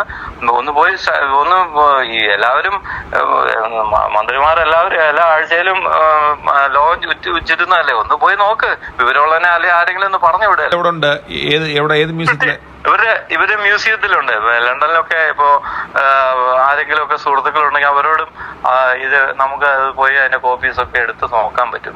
ഇങ്ങനെയുള്ള വലിയ നിർമ്മിതികളുടെയും ഈ സൂർക്കി മിശ്രിതം എന്ന് പറയുന്നത് അവരുടെ ഫൈൻഡിങ് ആയിരുന്നോ അതോ നമ്മുടെ തദ്ദേശീയമായ? അത് ആ കാലത്തെ അത് ആ കാലത്തെ അന്ന് സിമെന്റ് കണ്ടുപിടിക്കുന്നതിന് മുൻപുള്ള സ്ട്രക്ചർ. ഇപ്പൊ വെനീസിലെ ഒക്കെ നമ്മൾ ഉപയോഗിച്ചിട്ടുണ്ട്. ആ വെനീസിന്റെ ഒക്കെ ചരിത്രം പഠിക്കുകയാണെങ്കിൽ 16-ാം നൂറ്റാണ്ടിലൊക്കെയാണ് വെനീസ് ഇറ്റലിയിൽ. അത് ഭയങ്കര ഒരു അത്ഭുതമാണ്. അവിടെ ചെന്ന് കഴിഞ്ഞാല് വെറും ചതുപ്പായിട്ട് കിടന്നവിടത്ത് എങ്ങനെ അവരങ്ങനെ ആക്കിയെടുത്തു. അതൊക്കെ വലിയ മനുഷ്യന്റെ എന്താ പറയാ ഏറ്റവും വലിയ ഒരു ഇൻവെൻഷൻ എന്ന് വേണമെങ്കിൽ പറയാം. അന്ന് പറഞ്ഞ പോലെ ഈ സൂർക്കി സിമെന്റ് ഉണ്ടാക്കുന്നതിന് മുന്നമേ കണ്ടുപിടിക്കുന്നതിന് മുന്നമേ ഉള്ള ഒരു മിശ്രിതമാണ് ഈ സൂർക്കി. അത് ശരിക്കും പറഞ്ഞാൽ മണ്ണ് തന്നെ അരച്ച് ചുട്ട് അങ്ങനെയാണ് ഈ സാധനം മിശ്രിതമാക്കി എടുത്ത് ഉപയോഗിക്കാം. പക്ഷെ അത് സെൽഫായിട്ട് അതിന്റെ ടെൻസൈൽ സ്ട്രെങ്ത് കുറഞ്ഞ് അതുകൊണ്ടാണ് ഇത് ഒലിച്ചു പോകുന്നത് സുനിലെ. അല്ലെങ്കിൽ ഇപ്പൊ ഒരു ഡാം ഇത്രയുള്ള ഒരു ഡാം അതിന്റെ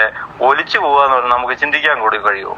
ഒരു ഡാമിനകത്ത് സീപ്പേജ് വാട്ടർ അനിയന്ത്രിതമായിട്ട് സീപ്പേജ് വാട്ടർ വന്നു എന്ന് കേട്ട് കഴിഞ്ഞാൽ തന്നെ നമുക്ക് മനസ്സിലാവും അത് സംഭവം എന്തോ കാര്യമായ പ്രശ്നമാണ്. സ്പിൽവേ വെച്ചിരിക്കുന്നത് ഇന്നത്തെ അവസ്ഥയിൽ അവിടെ സ്പിൽവേ വെച്ചിരിക്കുന്നത് ഈ പറയുന്ന 106 അടി അതിന്റെ റെസിഡൽ കപ്പാസിറ്റി 106 അടിയിലാണ് അതിന്റെ റെസിഡൽ കപ്പാസിറ്റി അടുത്ത് നിശ്ചയിച്ചിരിക്കുന്നത്. അതായത് റെസിഡൽ കപ്പാസിറ്റി എന്ന് പറഞ്ഞു കഴിഞ്ഞാല് മുല്ലപ്പെരിയാറിൽ നിന്ന് തമിഴ്നാട് കംപ്ലീറ്റ് വെള്ളം ഊറ്റി കൊണ്ടുപോയെന്ന് വിചാരിക്കുക. അതായത് മുല്ലപ്പെരിയാറിൽ നിന്ന് തമിഴ്നാട് ഇന്നത്തെ നിലയില് കംപ്ലീറ്റ് വെള്ളം എടുത്തു. ഇനി അവർക്ക് വെള്ളം ഒരു തുള്ളി വെള്ളം അങ്ങോട്ട് പോകുന്നില്ലാത്ത അവസ്ഥയിൽ ഡാമിൽ കിടക്കുന്ന റെസിഡൽ കപ്പാസിറ്റിക്ക് പറയുന്ന പേരാണ്. അതിന്റെ ആ കപ്പാസിറ്റി വെച്ചിട്ടാണ് ഈ പറയുന്ന ഇത് ഉണ്ടാക്കിയിരിക്കുന്നത്. ഏത് ഈ ഷട്ടേഴ്സ് ഉണ്ടാക്കിയത് അതിനും ഉയരത്തിലാണ്. അത് 3-4 സ്റ്റെപ്പായിട്ടാണ്. അത് അവിടെ സ്പിൽവേ അങ്ങനെ ഒരു ഇഷ്യൂ ഇല്ല കേട്ടോ അവിടെ. കാരണം എന്ന് വെച്ചാൽ അത് അവിടെ വേണമെങ്കിൽ നിങ്ങൾക്ക് ഒന്ന് പോയി നോക്കി അറിയാം. അത് 3 സ്റ്റെപ്പായിട്ടാണ്. അതായത് ഫ്ലഡ് കൂടുകയാണെങ്കിൽ അതനുസരിച്ച് ഓപ്പൺ ചെയ്ത് വിടാൻ വേണ്ടിയിട്ടാണ് അങ്ങനെ സ്പിൽവേ കൊടുത്തിരിക്കുന്നത്. അത് ഓവർഫ്ലോയിങ്ങിനുള്ള സ്പിൽവേ മാത്രമാണ്. അതിന് റെസിഡ്യൂവൽ കപ്പാസിറ്റി താഴെ ഒരു കാലത്തും ആർക്കും അവിടുന്ന് വെള്ളം എടുക്കാൻ ഇന്നത്തെ അവസ്ഥയെ പറ്റത്തില്ല. അതായത് 106 അടിക്ക് താഴെയുള്ള വെള്ളം അവിടെ തന്നെ വെറുതെ കിടക്കത്തേ ഉള്ളൂ. ആർക്കും അത് എടുക്കാൻ പറ്റത്തില്ല. മനസ്സിലായോ? അതിപ്പോ അതേസമയം 136 അടിക്ക് മേളിലോട്ട് വെള്ളം പോയാൽ അത് പുറത്തോട്ട് ഒഴുകി കളയാനുള്ളതാണ് ഈ പറയുന്ന 10 ഷട്ടേഴ്സ് ഉണ്ട്.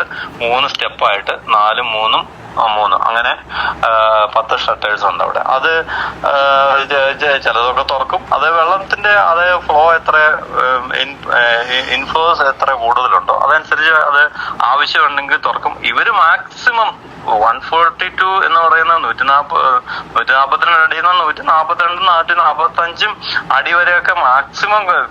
ആരാ ഇത് പോയി നോക്കുന്നത് സുനിലെ? അത് സുനിൽ പറഞ്ഞു. ആരാ ഇത് പോയി നോക്കുന്നത്? കേരളത്തിൽ നിന്ന് ആരെങ്കിലും പോയി നോക്കുന്നത്? തമിഴ്നാടല്ലേ അത് ഭരിക്കുന്നത്. അന്നേരം ഈ ഡാമിന്റെ ഫുൾ ഓപ്പറേഷണൽ പവർ ആർക്കാ? തമിഴ്നാടിനാണോ കേരളത്തിനാണോ? തമിഴ്നാട്. ഫുള്ള് തമിഴ്നാടിനാണ്. ഇതിന്റെ മാക്സിമം കപ്പാസിറ്റി എത്ര അടിയാ? 152 അടി. 152 അടി. ഇനി 10 അടികൾ കൂട്ടണം എന്ന് പറഞ്ഞല്ലേ അവര് നിൽക്കുന്നത്. കോടതി ഉത്തരവ് എത്ര അടിയാക്കാനാണ് പറഞ്ഞിരിക്കുന്നത്? 156 അടി വരെയൊക്കെ വെള്ളം നിറയ്ക്കാൻ പറ്റും. ഹെൽത്ത് ഡാമാണ്. 156 അടി വരെ വെള്ളം നിറയ്ക്കും. പക്ഷെ അതിന്റെ ഡിസൈൻ കപ്പാസിറ്റി ഫുൾ കപ്പാസിറ്റി 152 ആണ്. 152 അടിയാണ്. പ്രശ്നം അന്നേരം അതിപ്പോ അത് കൂടുകയോ കുറയോ ചെയ്യുക എന്ന് പറയുന്നത് അത് യുവമാരെ ആശ്രയിച്ചിരിക്കത്തില്ല. യുവമാർക്ക് നമുക്ക് എന്തെങ്കിലും പിടിയുണ്ടോ ആ കാര്യത്തില്? ഒരു പിടിയില്ല. അതല്ലേ നമ്മളെല്ലാ പിടിയും 1970 തീർന്നു. അവിടെയാണ് നമ്മുടെ പ്രശ്നം. നമ്മളെല്ലാ പിടിയും അവർക്ക് അടിയറ കൊടുത്തിട്ട് ആ വെള്ളത്തിനകത്ത് കിടന്ന ഫിഷിങ് നമുക്ക് അത് വലിയ ഉപകാരമായി. ശരിക്കും പറഞ്ഞാൽ ഞാൻ അന്നൊക്കെ നമ്മളും കുഞ്ഞുമായിരുന്നു. ഇപ്പോഴൊക്കെയാണ് നമ്മളിത് അറിയുന്നത്. എന്തുമാത്രം മണ്ടന്മാരാണ് കേരളം ഭരിച്ചവരെന്ന് ഞാൻ ചിന്തിക്കുമ്പോൾ സത്യത്തിൽ പറഞ്ഞ് ചിരിച്ച് വയറ്റുവേദന എടുക്കും. കാരണം മുല്ലപ്പെരിയാറിൽ നിന്ന് ഞാൻ ഇടുക്കിയില് 40-30 വർഷം ജനിച്ച് ജീവിച്ച ഞാൻ ഒരു കാലത്തും കണ്ടിട്ടില്ല മുല്ലപ്പെരിയാറിൽ നിന്ന് മീൻ അവിടെ വരാനോ. രാഷ്ട്രീയക്കാരോട് ഞാൻ പൊതുവെ പറയാം, ഇവർക്ക് ജനങ്ങളോട് പഴയ കാലത്ത് ഞാനൊക്കെ കോളേജ് പഠിച്ചുകൊണ്ടിരുന്നപ്പോ ഒരു സിനിമ ഇറങ്ങിയാണ്, ഭൂമിയിലെ രാജാക്കന്മാരെന്നോ അങ്ങനെയാണ്, തമ്പിന് കണ്ണന്താന സാറിന്റെ ഒരു പടം. അതിനകത്ത് അടൂർ ഭാസി മോഹൻലാലിന്റെ അച്ഛനായിട്ട് അഭിനയിക്കുന്ന അടൂർ ഭാസി പറയുന്ന ഒരു കാര്യമുണ്ട്. പണ്ട് രാജാക്കന്മാർക്ക് ജനങ്ങളോട് പ്രതിബദ്ധത വേണമായിരുന്നു, ഇന്ന് മന്ത്രിമാർക്ക് അതിന്റെ ആവശ്യമില്ലാന്ന് പറഞ്ഞ മനസ്സിലായോ? ഇന്ന് കറക്റ്റാണ് ആ ഡയലോഗ് എപ്പോഴും ഓർക്കുന്നത്. ഇവർക്കൊന്നും ജനങ്ങളോട് യാതൊരുവിധ പ്രതിബദ്ധത. ഇന്ന് പ്രത്യേകിച്ച് ഇന്നത്തെ ഗവൺമെന്റ്, ഞാന് പേരൊന്നും എടുത്ത് പറയുന്നില്ല, സുനിൽ എല്ലാ കാര്യം അറിയാം. സുനിലിന്റെ തന്നെ വാക്കുകൾ ഞാൻ പലപ്പോഴും കേട്ടിട്ടുണ്ട്, ഞാൻ തന്നെ ഇവിടെ ഇരുന്ന് ചിരിച്ചിട്ടുണ്ട്. കാരണം എന്താ വെച്ചാല് അത്യന്തമായ തെറ്റാണ് ഇവര് അഴിമതി എങ്ങനെ ചെയ്യാൻ പറ്റും എന്നുള്ളതാണ് ഇവരുടെ ആദ്യത്തെ നോട്ടം. പറഞ്ഞ മനസ്സിലായേ? അതുകൊണ്ട് തന്നെയാണ് ഈ നാട് അതുപോലെ നശിപ്പിക്കുന്നത്. ഇത് നമുക്ക് നാട്ടിൽ ജീവിക്കാൻ വയ്യാത്തൊരവസ്ഥയിലോട്ട് എത്തിക്കാൻ കാരണം ഇത് തന്നെയാണ്. ഒരു മനുഷ്യനും ജീവിക്കാൻ പാടാത്തൊരവസ്ഥയിലോട്ട് നാട് എത്തിച്ചു. ഇനി അതിന്റെ കൂടെ ഈ ദുരന്തം. ഇന്നിപ്പോ സുനില് വിചാരിക്കുന്നത് അവിടെ 300 പേരെ മരിച്ചുള്ളൂ എന്നാണോ വിചാരിക്കുന്നത്? അങ്ങനെയാണ് നിങ്ങൾക്ക് തെറ്റി. അവിടെ 2000-ൽ കൂടുതൽ ആൾക്കാർ ഇപ്പൊ കാണാനില്ല. എവിടെ പോയി? എല്ലാവരും പറയും 300, 500, 328, 416 ഇതാണ് മാക്സിമം. 500 അതിൽ കൂടുതലൊന്നും ഇല്ല അല്ലേ? പക്ഷേ അവിടെ 12,000 ആൾക്കാർ ഇപ്പൊ കാണാനില്ല. കാണാനുണ്ടെങ്കിൽ ഇല്ലാത്തതിന് മരിച്ചെന്ന് അതിന് ഇപ്പൊ വേണമെങ്കിൽ പറയാലോ. കാണാനില്ല എന്നുള്ളതിന് അർത്ഥം മരിച്ചെന്നാണോ? അങ്ങനെ വേണമെങ്കിൽ നമുക്ക് തിരിച്ചു ചോദിക്കാം. പക്ഷെ ആ ഗ്രാമത്തിലുള്ള മനുഷ്യരെ കാണാനില്ല എന്ന് വെച്ചിട്ട് ആ ഗ്രാമം മുഴുവൻ ഒലിച്ചു പോയി. ഇവരെല്ലാം പോയി. എത്ര പേരെ രക്ഷപ്പെടുത്താൻ പറ്റി? ദുരന്ത നിവാരണം. ഇപ്പൊ നമ്മള് സുനിൽ പല പ്രാവശ്യം കേട്ടിട്ടുള്ള ഒരു വേർഡാണ് ഈ ഇടുക്കിയിലെ മുല്ലപ്പെരിയാറുമായിട്ട് ബന്ധപ്പെട്ട് എന്തെങ്കിലും ഇവർ സംസാരിക്കുമ്പോൾ ഗവൺമെന്റ് പറയുന്നത് എന്ത് അടിയന്തര സാഹചര്യത്തെ നേരിടാനുള്ള ദുരന്ത നിവാരണ സേന റെഡിയാണ്. എന്താണ് ആ പറയുന്നത്? ഒരു പൊളിറ്റിക്കൽ വേർഡിങ് മാത്രമാണ് സുനിലെ. അതായത് മനുഷ്യനെ പിടിച്ചു നിർത്താൻ, മനുഷ്യനൊരു ധൈര്യം കൊടുക്കാൻ വേണ്ടിയുള്ള വേർഡിങ് മാത്രമാണ്. ഒരു മനുഷ്യന്റെ ജീവൻ പോലും രക്ഷിക്കാനോ ശവം പോലും മാന്തി എടുക്കാനോ പറ്റത്തില്ല. കാരണം വെച്ചാൽ ഇത് മണ്ണിട്ട് മൂടിപ്പെടും. അതായത് മുല്ലപ്പെരിയാറിന്റെ കാര്യം ഞാൻ വീണ്ടും പറയുന്നു. മുല്ലപ്പെരിയാർ ഡാം ബേഴ്സ്റ്റ് ആയാല് സംഭവിക്കുന്നത് നിശ്ചയമായിട്ടും 100% ഉറപ്പാണ്. ഞാനത് സയന്റിഫിക്കലി പ്രൂവ് ചെയ്ത കാര്യമാണ്. കോട്ടയം, എറണാകുളം, ആലപ്പുഴ ഡിസ്ട്രിക്ട് എന്ന് പറയുന്ന സാധനം ലോകത്തിലില്ല, മാപ്പിലില്ല. കോട്ടയം, എറണാകുളം, ആലപ്പുഴ, പത്തനംതിട്ടയുടെ കുറച്ച് ഭാഗം, കൊല്ലത്തിന്റെ കുറച്ച് ഭാഗം, ഇടുക്കി ജില്ലയുടെ കുറച്ച് ഭാഗം, പിന്നെ തൃശ്ശൂർ ജില്ലയുടെ ഇരിങ്ങാലക്കുടയോട് അടുത്ത് കിടക്കുന്ന കുറെ ഭാഗം. ഇത്രയും കാര്യങ്ങൾ ഏകദേശം 600 സ്ക്വയർ കിലോമീറ്റർ സംഭവം ഇല്ല സുനിലെ. ഇത്രയും കാലമായിട്ടും ഇത്തരത്തിലുള്ള ഹർജികൾ ചെല്ലുന്നു. ഇത്രയുണ്ട്. ഈ കേരള ഗവൺമെന്റോ സെൻട്രൽ ഗവൺമെന്റോ ഏതെങ്കിലും തരത്തിലുള്ള ഒരു detailed scientific study carry out ചെയ്തിട്ടുണ്ടോ? ഇല്ല. അല്ല, റൂർക്കി മറ്റേ ഇവര് പലരും ഒക്കെ സ്റ്റഡി നടത്തിയിട്ടുണ്ടെന്ന് പറയുന്നത്. IIT റൂർക്കി വന്ന് റൂർക്കി സർവകലാശാലയെ കൊണ്ടുവന്ന് അവരെ ആ കുട്ടികള് അവരെ ഒരു യൂണിവേഴ്സിറ്റിയിൽ നിന്ന് ആൾക്കാരെ കൊണ്ടുവരുമ്പോൾ അവരെന്താ ചെയ്യുന്നത്? അവരിതിനെല്ലാത്തിനും ആദ്യമേ അവര് തീരുമാനിച്ച് ഈ ഡാമിന്റെ സ്ട്രെങ്തിനെ കുറിച്ച് ഒന്ന് കൺഫേം ചെയ്യാൻ വേണ്ടിയിട്ടാണ്. കാരണം ഇത് എന്തുമാത്രം നല്ല കപ്പാസിറ്റിയിലാണോ, അതിന്റെ ഇപ്പോഴും അതിന്റെ സ്റ്റെബിലിറ്റി ഉണ്ടോ എന്നൊക്കെ പഠിക്കാൻ വേണ്ടി അവർ വന്നത്. പക്ഷെ അവരെ കൊണ്ട് നിലം തൊടിയിപ്പിച്ചോ. രണ്ടാമത്തെ നമ്മുടെ കാര്യം പുതിയൊരു ഡാം സൈറ്റ് കണ്ടുപിടിക്കാനാണ്. ഇങ്ങനെ ഒരു സർവേ ഒന്നും നടത്താൻ തമിഴ്നാട് ഗവൺമെന്റ് സമ്മതിച്ചില്ല. അവരെ കയറ്റി വിടേണ്ടി വന്നു. പറഞ്ഞ മനസ്സിലായില്ലേ? ഇങ്ങനെ ഒരു സർവേ നടത്താൻ തമിഴ്നാട് ഗവൺമെന്റ് സമ്മതിച്ചില്ല. സത്യം പറഞ്ഞാൽ നമ്മുടെ വലിയ കഴിവില്ലായ്മയിൽ ഇവന്മാരൊക്കെ എന്നാ പച്ച മലയാളത്തിൽ തെറി പറഞ്ഞാല് എന്തിനിരിക്കോ ഇവന്മാര്. അതായത് നമ്മുടെ കഴിവുള്ളതിനൊക്കെ കാണുന്നില്ലേ? നമ്മുടെ ജീവൻ പോകുന്ന, നമ്മുടെ സ്വത്ത് പോകുമ്പോൾ ഇങ്ങനെ ഒരു ഭീകരമായ സ്ഥലത്തിന് ഈ കാര്യം ശ്രദ്ധയിൽപ്പെടുത്തി നമുക്ക് അനുകൂലമായ ഒരു സാധനം നേടിയെടുക്കാനായിട്ട്. സുനിൽ എപ്പോഴെങ്കിലും കോരിത്തോട് എന്ന് പറഞ്ഞ സ്ഥലം പോയിട്ടുണ്ടോ? ഞാൻ കേട്ടിട്ടുണ്ട്. പിന്നെ കോരിത്തോട് ഞാൻ കേട്ടിട്ടുണ്ട്. അതായത് ഈ വെള്ളം എങ്ങോട്ടേക്ക് പോകും, വെള്ളം എങ്ങോട്ടേക്ക് പോകുന്ന വെള്ളം പുഴ ഒഴുകുന്ന വഴി എന്ന് പറയുന്നത് വളരെ ശാന്തമായിട്ട് നീര് ഒഴുകുന്ന പോലെ അല്ല ഒരു ഡാം പൊട്ടി വരുന്ന അവസ്ഥ. അത് സുനിലും അറിയാമല്ലോ അല്ലേ? അതെ അതെ. ഇത് വെള്ളം മാത്രമല്ലോ, ഇതിന്റെ സിൽട്ട്, ഇത് ആ പോകുന്ന വഴിക്കുള്ള മരങ്ങള്, മണ്ണ്, പാറ അടക്കം അടിച്ച്. ഇനി ഇതിലും വലിയ ഭയാനകരമായ കാര്യം എന്താണെന്ന് വെച്ചാൽ, ഈ പറയുന്ന മുല്ലപ്പെരിയാർ ഡാം പൊട്ടിയിട്ട് ഏകദേശം ഒരു 3 കിലോമീറ്റർ കഴിയുമ്പോൾ ഇത് വഴി മാറി ഫുള്ള് വെള്ളം, ഒരു തുള്ളി വെള്ളം ആ പോയിന്റിൽ നിന്ന്. ഞാനൊരു ABC എന്ന് പറഞ്ഞ 3 പോയിന്റ് ഒക്കെ അതിനകത്ത് വ്യക്തമായിട്ട് എഴുതിയിട്ടുണ്ട്. 2-3 ലൂപ്പെല്ലാം വരച്ചിട്ടുണ്ട്. ഇന്നത്തെ ഇടുക്കി എയർ സ്ട്രിപ്പ് അതൊക്കെ കാണുമ്പോൾ ചിരി വരാതിരിക്കുന്നത് എങ്ങനെ? ഇവനെയൊക്കെ ഏത് കാലത്താണ് നമ്മുടെ ആൾക്കാർ ഡിസൈൻ ചെയ്ത് പലതും ഉണ്ടാക്കണമെന്ന് ഓർക്കുമ്പോൾ നടുങ്ങിപ്പോകും. എയർ സ്ട്രിപ്പിന് വേണ്ടിയിട്ട് അവിടെ മല ഇടിച്ച് നിരത്തി കഴിഞ്ഞ് ഇടുക്കി എയർ സ്ട്രിപ്പ് എന്ന് പറയുന്ന ഈ മുല്ലപ്പെരിയാറിന് തൊട്ട് താഴെ ഒരു ചെറിയ വിമാനത്താവളം അവിടെ ഉണ്ടാക്കിയിട്ടുണ്ടല്ലോ, ഇടുക്കി എയർ സ്ട്രിപ്പ് എന്നല്ലേ അതിന് പേരിട്ടായിരുന്നത്. അതിരിക്കുന്ന സ്ഥലം ഒന്ന് പോയി നോക്കണം നിങ്ങൾ. അയ്യോ, ആദ്യമേ അവിടെ ചെന്ന് കഴിയുമ്പോൾ നിങ്ങൾക്ക് കാര്യം മനസ്സിലാവും. ഈ പറയുന്ന വെള്ളം മുഴുവനും ഒരു തുള്ളി വെള്ളം ഇടുക്കി ഡാമിലോട്ട് പോലും നേരെ മഞ്ഞുമല എന്ന് പറഞ്ഞ സംഭവമുണ്ട്. ആ മഞ്ഞുമലയുടെ മണ്ടയിൽ നേരെ കോരിത്തോടിനെ ലക്ഷ്യമാക്കിയിട്ടാണ് ഈ വെള്ളം മുഴുവനും ഒന്നിച്ചു വരുന്നത്. പറഞ്ഞു മനസ്സിലായോ? ആ കുത്തിച്ചാട്ടം എന്ന് പറയുന്ന ഏകദേശം ഞാൻ ഇന്ന് കഴിഞ്ഞ ദിവസം പറഞ്ഞു, അതായത് ഏകദേശം 900 മീറ്റർ ഉയരത്തിൽ നിന്ന് നേരെ 130 മീറ്ററിലോട്ടാണ് പതിക്കുന്നത്. 800 മീറ്റർ ഉയരത്തിൽ നിന്ന് വരുന്ന വെള്ളത്തിന്റെ അവസ്ഥയെന്ന്, വെള്ളം മാത്രമോ മണ്ണ് ഉൾപ്പെടെയുള്ള വെള്ളത്തിന്റെ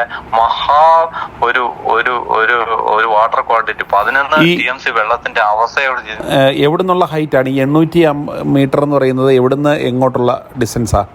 അതായത് ഈ മുല്ലപ്പെരിയാർ ഡാം ഇരിക്കുന്നത്, അതായത് ഈ ഡാമിന്റെ സ്ഥിതി ചെയ്യുന്ന സ്ഥലം എന്ന് പറയുന്നത് അവിടുത്തെ NGL ഞാൻ വരച്ചിട്ടുണ്ട്. NGL എന്ന് വെച്ചാൽ നാച്ചുറൽ ഗ്രൗണ്ട് ലെവൽ എന്നാണ് അതിന് അർത്ഥം. മുല്ലപ്പെരിയാർ ഡാം സൈഡില് 840 മീറ്റർ ആണ് അവിടുത്തെ ഉയരം. ഡാമിന്റെ അത് വെള്ളം കിടക്കുന്ന ഉയരമാണ് ഈ 840 മീറ്റർ.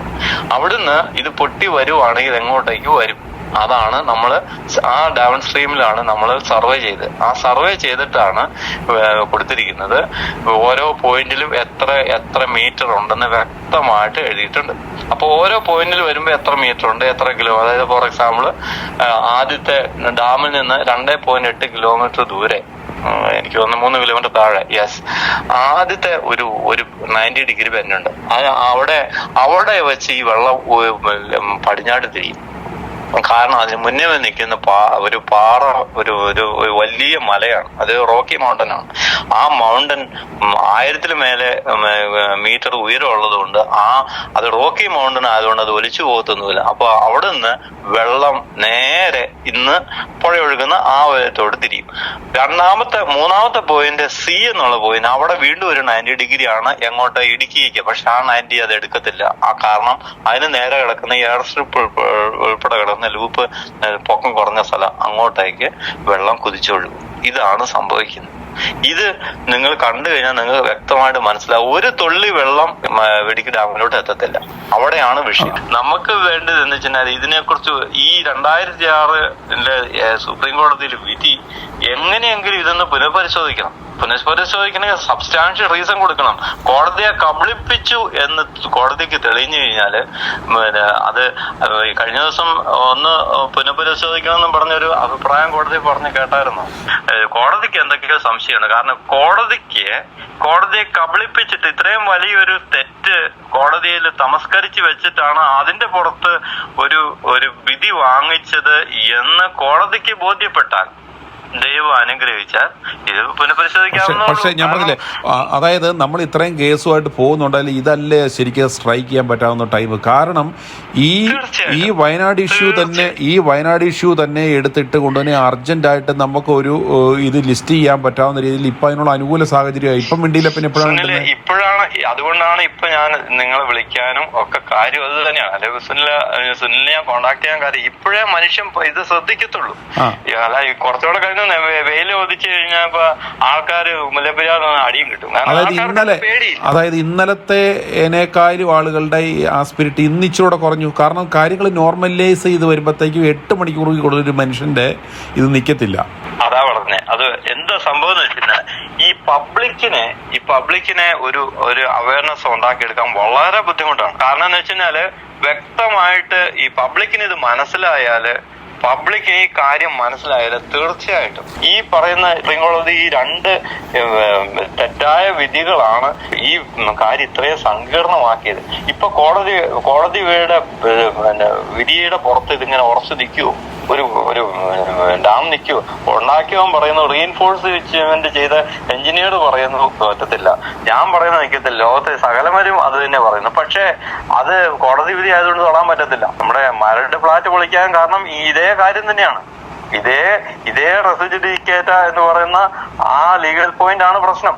ഇപ്പോഴത്തെ ഒരു അവസ്ഥയില് ഈ പറയപ്പെട്ട വയനാട്ടിലെ ഈ ദുരന്തത്തിന്റെ ഇത് വെച്ചിട്ട് ഈ പറയുന്ന 3 ജില്ലകളിലെ ആൾക്കാരെങ്കിലും ഇതിന് മുന്നിട്ടിറങ്ങണം. എറണാകുളം, കോട്ടയം, ആലപ്പുഴ ഈ ജില്ലകളില്ല സുനിലെ. It is not there at all. ഞാൻ നെഞ്ചി കൈവച്ച് ഞാൻ ഒരു നുണയും പറയുന്നതല്ല. ഇത് ഞാൻ ഡോക്യുമെന്റ് ഞങ്ങളുടെ വക്കീൽ പറഞ്ഞതാ. ഇത് റിപ്പോർട്ട് തെറ്റാന്ന് തെളിയിക്കാവേ.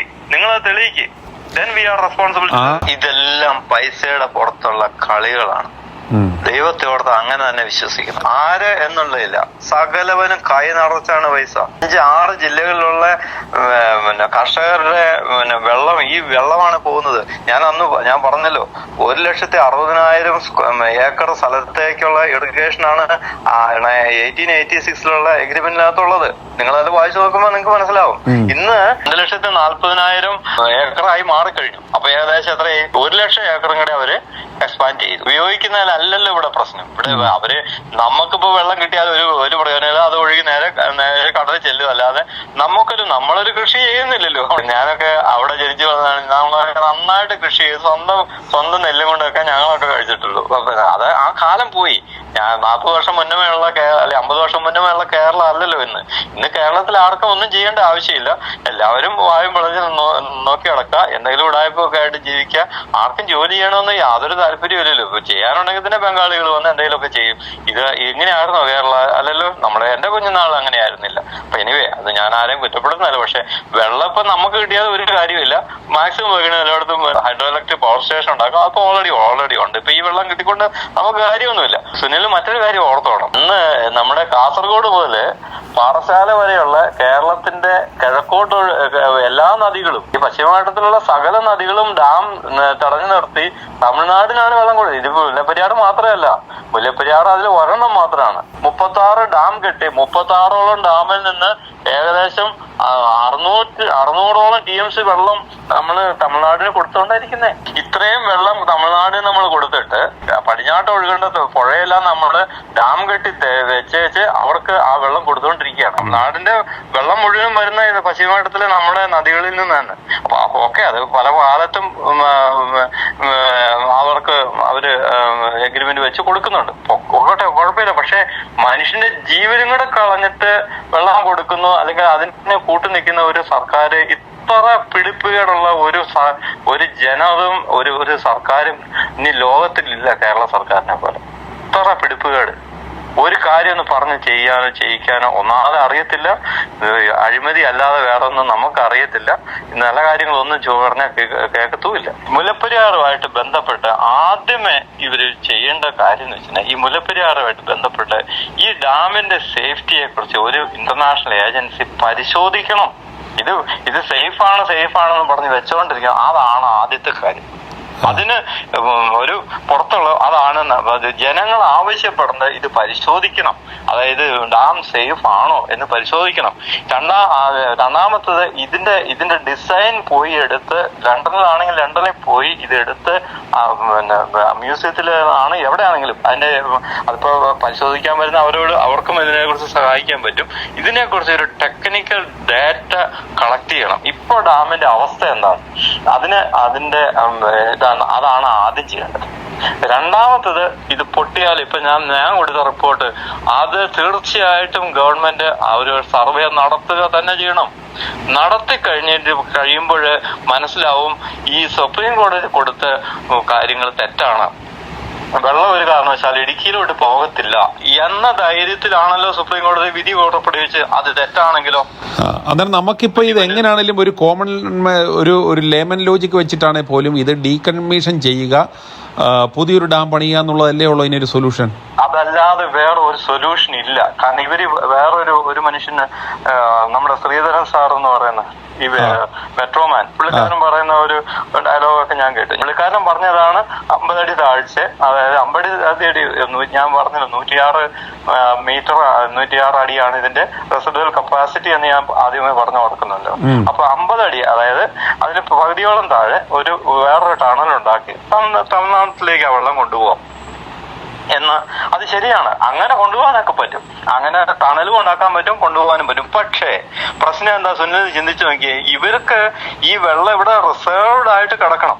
ഈ വെള്ളം ഒന്നിച്ച് തമിഴ്നാട്ടിലോട്ട് ചെന്നിട്ട് അവർക്കൊന്നും ചെയ്യാനില്ല. അത് വെള്ളം ഒഴുക്കി കളയാനല്ല അവർക്ക് അവിടെ കൃഷിയാണ് നടത്തുന്നത്. അപ്പൊ അവിടെ ഇത് റിസർവ് ആയിട്ട് വെക്കണം. ഈ ശ്രീധരൻ സാറ് പറഞ്ഞതിലുള്ള ഏറ്റവും വലിയ അപാകത അതാണ്. അതെ, പുള്ളി പറഞ്ഞത് ടെക്നിക്കലി ശരിയാണ്. 106 അടിയുള്ളതിന് പകുതി വെച്ച് 50 അടിയിൽ ഒരു തുറങ്കം ഉണ്ടാക്കി കഴിഞ്ഞിട്ട് നേരെ ടണലുണ്ടാക്കി നേരെ തമിഴ്നാട്ടിലേക്ക് ആ വെള്ളം കൊണ്ടുപോകാം. അവിടെ വരെ പുള്ളി പറഞ്ഞോളൂ, കൊണ്ടുപോകാമെന്ന് വരെയല്ലേ കേട്ടോളൂ, അവിടെ വരെ പുള്ളി പറഞ്ഞത്. പക്ഷെ ഈ തമിഴ്നാട്ടിലേക്ക് വെള്ളം കൊണ്ടുപോയിട്ട് അവരവിടെ എന്താ ചെയ്യാനാ? അവരവിടെ വേറെ ഡാം ഉണ്ടാക്കണം അല്ലേ? അവര് മറ്റൊരു ഡാം ഉണ്ടാക്കി ആ ഡാമിനകത്ത് സൂക്ഷിക്കണം ഈ വെള്ളം. അതല്ലേ അവർക്കത് കൃഷിക്ക് ഉപയോഗിക്കാൻ പറ്റത്തുള്ളൂ. അപ്പൊ അതിന് മറ്റൊരു ഡാം ഉണ്ടാക്കണം, അതിന് വേറെ ഇൻവെസ്റ്റ്മെന്റ്, അതിന് വേറെ അപ്രൂവലും ഉണ്ട്. ഇതൊന്നും പെട്ടെന്ന് നടക്കുന്ന കാര്യമല്ല. അതായത് ഇവിടുന്ന് ഒരു ടണലുണ്ടാക്കി നേരെ തമിഴ്നാട്ടിലേക്ക് വെള്ളം എല്ലാം കൊണ്ട് ഊർത്തിക്കളയുമല്ലോ. അത് അവർക്ക് യൂസ്ഫുൾ ആയിട്ടുള്ള ഒരു കാര്യത്തിന് ഉപയോഗിക്കുന്ന അവര് മറ്റൊരു റിസർവയർ ഉണ്ടാക്കി അവരെ സൂക്ഷിക്കണം. അങ്ങനെ അടുത്ത റിസർവയർ ഉണ്ടാക്കണം. ഇതിനെല്ലാത്തിനും താമസം ഉണ്ടാവും. എന്തെല്ലാം നമ്മുടെ നാട്ടിലെ അവസ്ഥയല്ലേ, എന്തെല്ലാം അപ്രൂവൽസ് വേണം, ഗ്രീൻ ട്രൈബ്യൂണലിന് വേണം, സൊല്യൂഷൻ എന്താണ്? സൊല്യൂഷൻ ഒറ്റ സൊല്യൂഷനേ ഉള്ളൂ. തമിഴ്നാടിന് വെള്ളം കൊടുക്കണം, നമുക്ക് ജീവൻ വേണമെങ്കിൽ ഒറ്റ സൊല്യൂഷനേ ഉള്ളൂ. ലോകത്ത് എല്ലാവരും ചെയ്യുന്ന ഏത് എക്സ്പേർട്ടിനോടും എക്സ്പേർട്ട് അല്ലാത്തവരോടും ചോദിച്ചാൽ പറയുന്ന ഒറ്റ സൊല്യൂഷനോട് പുതിയ ഡാം ഉണ്ടാക്കണം. അപ്രോപ്രിയേറ്റ് ആയുള്ള സ്ഥലത്ത് പുതിയ ഡാം ഉണ്ടാക്കും. കൃത്യമായിട്ട് 350 മീറ്റർ അകലെ ഇന്ന പോയിന്റിൽ അവിടെ ഇഗ്നീഷ്യസ് റോക്കി ഏരിയ ഉണ്ട്. അവിടെ നല്ല ഒന്നാന്തരം ഡാം ഉണ്ടാക്കും. അല്ല, അവിടെ ഉണ്ടാക്കുമ്പോൾ ഈ സെയിം പോസിബിലിറ്റി അവിടെ അല്ലേ? ഇതിന്റെ പരിസ്ഥിതി അത് വേണം എല്ലാം വേണം. ഇവിടെ പ്രശ്നം എന്താന്ന് വെച്ചാൽ ഇവര് പറയുന്ന അത് ഉണ്ടാക്കുമ്പോ പഴയ ഡാം പൊട്ടി വീഴുമെന്നാണ് ഇവര് പറയുന്നത്. പറഞ്ഞ മനസ്സിലായോ? അതായത് ഈ പൊട്ടിപ്പൊളിഞ്ഞു പോകും. അവിടുത്തെ പുതിയ ഡാം, അതായത് 350 മീറ്റർ അല്ലെങ്കിൽ 350-400 മീറ്റർ മുന്നിലായിട്ട് ആ പുഴയിലെ മറ്റൊരു ഡാമുണ്ട്. പുതിയ ഡാം ഉണ്ടാക്കുമ്പോ അതിന്റെ ആഘാതം കൊണ്ട് ഈ ഡാം പഴയ ഡാം പൊളിഞ്ഞു വീഴുമെന്നാ പറയുന്നത്. അങ്ങനെ ചെറിയൊരു ആഘാതത്തിൽ പൊളിഞ്ഞു വീഴാനുള്ള സ്ട്രെങ്ത് ഉള്ളൂ ഈ ഡാമെങ്കിൽ. അങ്ങനെയാണെങ്കിൽ ആ ഡാം എത്ര വീക്കാ, അതും ചിന്തിച്ചു നോക്കി. എപ്പോഴും വെള്ളം കെട്ടി നിൽക്കുന്നതിന്റെ ആ ഭാഗം എന്ന് പറയുന്നതിന്റെ അതിൻ്റെതായ ഭയങ്കര മർദ്ദമുണ്ടല്ലോ. സമ്മതിച്ചു. ഇന്നത്തെ അവസ്ഥയില് ഇന്നത്തെ ബ്ലാസ്റ്റിംഗ് ഒന്നും ഇല്ല സുനിലെ. അതായത് പണ്ടായിരുന്നു പാറ പൊട്ടിച്ച് അല്ലെങ്കിൽ അതായത് ബ്ലാസ്റ്റ് ചെയ്ത് അങ്ങനെ ഒരു ഫൗണ്ടേഷൻ എടുക്കാനോ അല്ലെങ്കിൽ ഡാം ഉണ്ടാക്കാനുള്ള കാര്യങ്ങളൊക്കെ. അത് പണ്ടൊക്കെ പഴയ കാലത്തെ എഞ്ചിനീയറിംഗും അല്ലെങ്കിൽ ടെക്നോളജിയാണ്. ഇന്ന് ലേസർ കട്ടിംഗ് ആണ്. അത് ഹലുവ കട്ട് ചെയ്യുന്ന കണ്ടിട്ടുണ്ടോ? അത് നമ്മളെ ഹലുവ കട്ട് ചെയ്ത് കഴിക്കുന്ന അല്ലേ, അതുപോലെ കട്ട് ചെയ്തെടുക്കുന്നേ. അപ്പുറത്ത് നിൽക്കുന്നവൻ അറിയത്ത് പോലുമില്ല. ലേസർ കൊണ്ടാണ് കട്ട് ചെയ്യുന്നത്. ലേസർ കട്ട് ചെയ്തിട്ടാണ് ഇതെടുക്കുന്നത്. അപ്പൊ നമ്മളെ ആൾക്കാരെ പഴയ ഒരു സ്റ്റൈലിൽ വെച്ചങ്ങ് കാഴ്ചയൊക്കെയാണ്. ഇപ്പോഴേ പുതിയൊരു ഡാം വേണ്ടത് കഴിഞ്ഞാൽ പഴയ ഡാം പെട്ടെന്ന് തന്നെ പൊളിഞ്ഞു പോരും. അത് വലിയ അപകടത്തിലേക്ക് വരും. ഇതൊരു ഒന്നാന്തരം എന്താ പറയാ, തെറ്റിദ്ധരിക്കപ്പെടുന്ന അല്ലെങ്കിൽ തെറ്റിദ്ധരിപ്പിക്കുന്ന ഒരു കാര്യമാണ് ഈ പറയുന്നത്. ഒരു സത്യത്തില് ഇന്നത്തെ ടെക്നോളജി വേറെയാണ്. നോർവേയില് ഇതുപോലെ ഒരു ഡാം റീഇൻഫോഴ്സ് ചെയ്തു. അവര് തന്നെ തൊട്ടടുത്ത് മറ്റൊരു ഡാമും ഉണ്ടാക്കി. മറ്റൊരു ഡാം തൊട്ടടുത്ത് തന്നെ അതിനോട് ചേർന്ന് അതിന്റെ ഫൗണ്ടേഷനോട് ചേർന്ന് തന്നെ മറ്റൊരു ഡാം ഉണ്ടാക്കി. അപ്പൊ അതോ നമ്മള് 350 മീറ്റർ അകലെ ഉണ്ടാക്കുന്നതും തൊട്ടടുത്ത് ഉണ്ടാക്കുന്നതും തമ്മിലുള്ള അതിലേതാ റിസ്ക് കൂടുതൽ? അതായത് ഈ പറയുന്നതിൽ ഈ പച്ച കള്ളവും നിരുത്തരവാദപരമായ കാര്യങ്ങളാണ് ഇവർ ഈ പറയുന്നത്. ഇന്നത്തെ ടെക്നോളജി വേറെയാണ്. ഇന്ന് തൊട്ടടുത്ത് നിൽക്കുന്ന മനുഷ്യൻ പോലും അറിയത്തില്ല നമുക്ക് വേണമെങ്കിൽ റോക്ക് കട്ട് ചെയ്തെടുക്കാൻ പറ്റും, അല്ലെങ്കിൽ ഫൗണ്ടേഷൻ ഉണ്ടാക്കാൻ പറ്റും. പുതിയ ഡാം ഉണ്ടാക്കാൻ ഒരു വിഷമവും ഇല്ല. ഒരു വൈബ്രേഷനോ അല്ലെങ്കിൽ ഒരു അപ്രോക്സിമേറ്റ് എത്ര കോസ്റ്റ് വരും ഒരു പുതിയ ഡാം ഉണ്ടാക്കുവാണ്? ഏകദേശം ഒരു അപ്രോക്സിമേറ്റ് എത്ര കോസ്റ്റ് വരും? ഇനി ഒരു ഡാം ഉണ്ടാക്കുമ്പോൾ കുറച്ചുകൂടെ വലുതായിരിക്കും. കാരണം കുറച്ചുകൂടെ കാച്ച്മെന്റ് ഏരിയ അത് കവർ ചെയ്യും. ഒന്ന് അത് കുറച്ചുകൂടെ എന്ന് വെച്ചാൽ അത് കപ്പാസിറ്റിക്ക് അനുസരിച്ച് ഇതേ നിലവിലുള്ള കപ്പാസിറ്റി തന്നെയാണ് പണിയുന്നതെങ്കിലും ഏകദേശം ഒരു 2000 ഇന്നത്തെ ഒരവസ്ഥയിൽ 2000 മുതൽ 3000 കോടി രൂപ മാക്സിമം. അത്രയും മതി. വളരെ ഇപ്പൊ നിസാർ ഞാൻ പറയട്ടെ, ഇപ്പൊ കേരളത്തിലെ ജനങ്ങള് ഇപ്പൊ തന്നെ 100 രൂപ ചലഞ്ച് എന്നൊരു സാധനം വെച്ചാൽ 3.5 കോടി ജനങ്ങൾ 100 രൂപ ചായയിൽ എത്ര ഉണ്ടായി? 3000 കോടി ഇല്ലേ? പിന്നെ അതാ പറഞ്ഞേ 100 രൂപ ചലഞ്ച് വെച്ചാൽ പോലും വേണ്ടെന്നേ. അതിനേക്കാൾ കൂടുതൽ എമൗണ്ട് വരും. ഇതൊന്ന് പണിയാൻ നോക്കിയാൽ ഒരുപാട് പേര് ഇപ്പൊ നമ്മള് നെടുമ്പാശ്ശേരി ഉണ്ടാക്കാൻ നേരത്തെ ഒരു എയർപോർട്ട് ഉണ്ടാക്കണമെന്ന കാര്യം പറഞ്ഞപ്പോഴത്തേനും സർപ്ലസ് എമൗണ്ട് വന്നു കഴിഞ്ഞു അല്ലേ? കാരണം അന്ന് 95-ല് ഇത് ഓപ്പൺ ചെയ്തപ്പോഴേ, ഇതിന്റെ മാർക്കറ്റ് അതായത് ലിസ്റ്റ് ചെയ്തപ്പോഴേ വിതിൻ 1-2 മാസം കൊണ്ട് ഈ പറയുന്ന 2340 കോടി രൂപയോ അങ്ങാണ്ട് വന്നു കഴിഞ്ഞു. എങ്ങനെയാ വന്നേ? കാരണം ആൾക്കാരെ പൈസയൊക്കെ ഉണ്ടെന്നേ, ഇൻവെസ്റ്റ് ചെയ്യാൻ ആൾക്കാരെ പൈസ ഉണ്ട്. പക്ഷേ 3000 crore എന്ന് പറഞ്ഞ് ഞാൻ പറഞ്ഞില്ല, ഇവിടെ നിസ്സാരം ഇവിടുത്തെ ഒരു ചെറിയ മുതലാളി വിചാരിച്ച മൊബിലൈസ് ചെയ്യാവുന്ന പണി പോലും ഇല്ല. ഇത്ര 3000 കോടി ഇന്നൊന്നും അല്ല അത്. 3000 5000 ആയാലും ഒന്നാന്തരം ഡാം ഉണ്ടാക്കാൻ പറ്റും. എങ്ങനെയായാലും 10 100 150 വർഷം സുഖമായിട്ട് നിൽക്കത്തക്ക രീതിയിൽ ഒരു, കാരണം 1000 വർഷമൊന്നും നിൽക്കത്തില്ല, അത് വേറെ കാര്യം. പക്ഷെ പോയിട്ട് എന്നിരുന്നാലും കമ്പാരിറ്റീവ്ലി നമുക്കൊരു നല്ലൊരു ഏജിങ്ങിലുള്ള ഒരു ഇതുണ്ടാക്കാൻ പറ്റും. ഇതൊന്നും സർക്കാർ ശ്രദ്ധിക്കുന്നില്ല. സർക്കാർ i2i News, an eye for truth. i2i News subscribe ചെയ്തിട്ടില്ലാത്തവർ ഇപ്പോൾ തന്നെ സബ്സ്ക്രൈബ് ചെയ്യുക. നോട്ടിഫിക്കേഷൻ ലഭിക്കുവാൻ ബെൽ ബട്ടണും അമർത്തുക.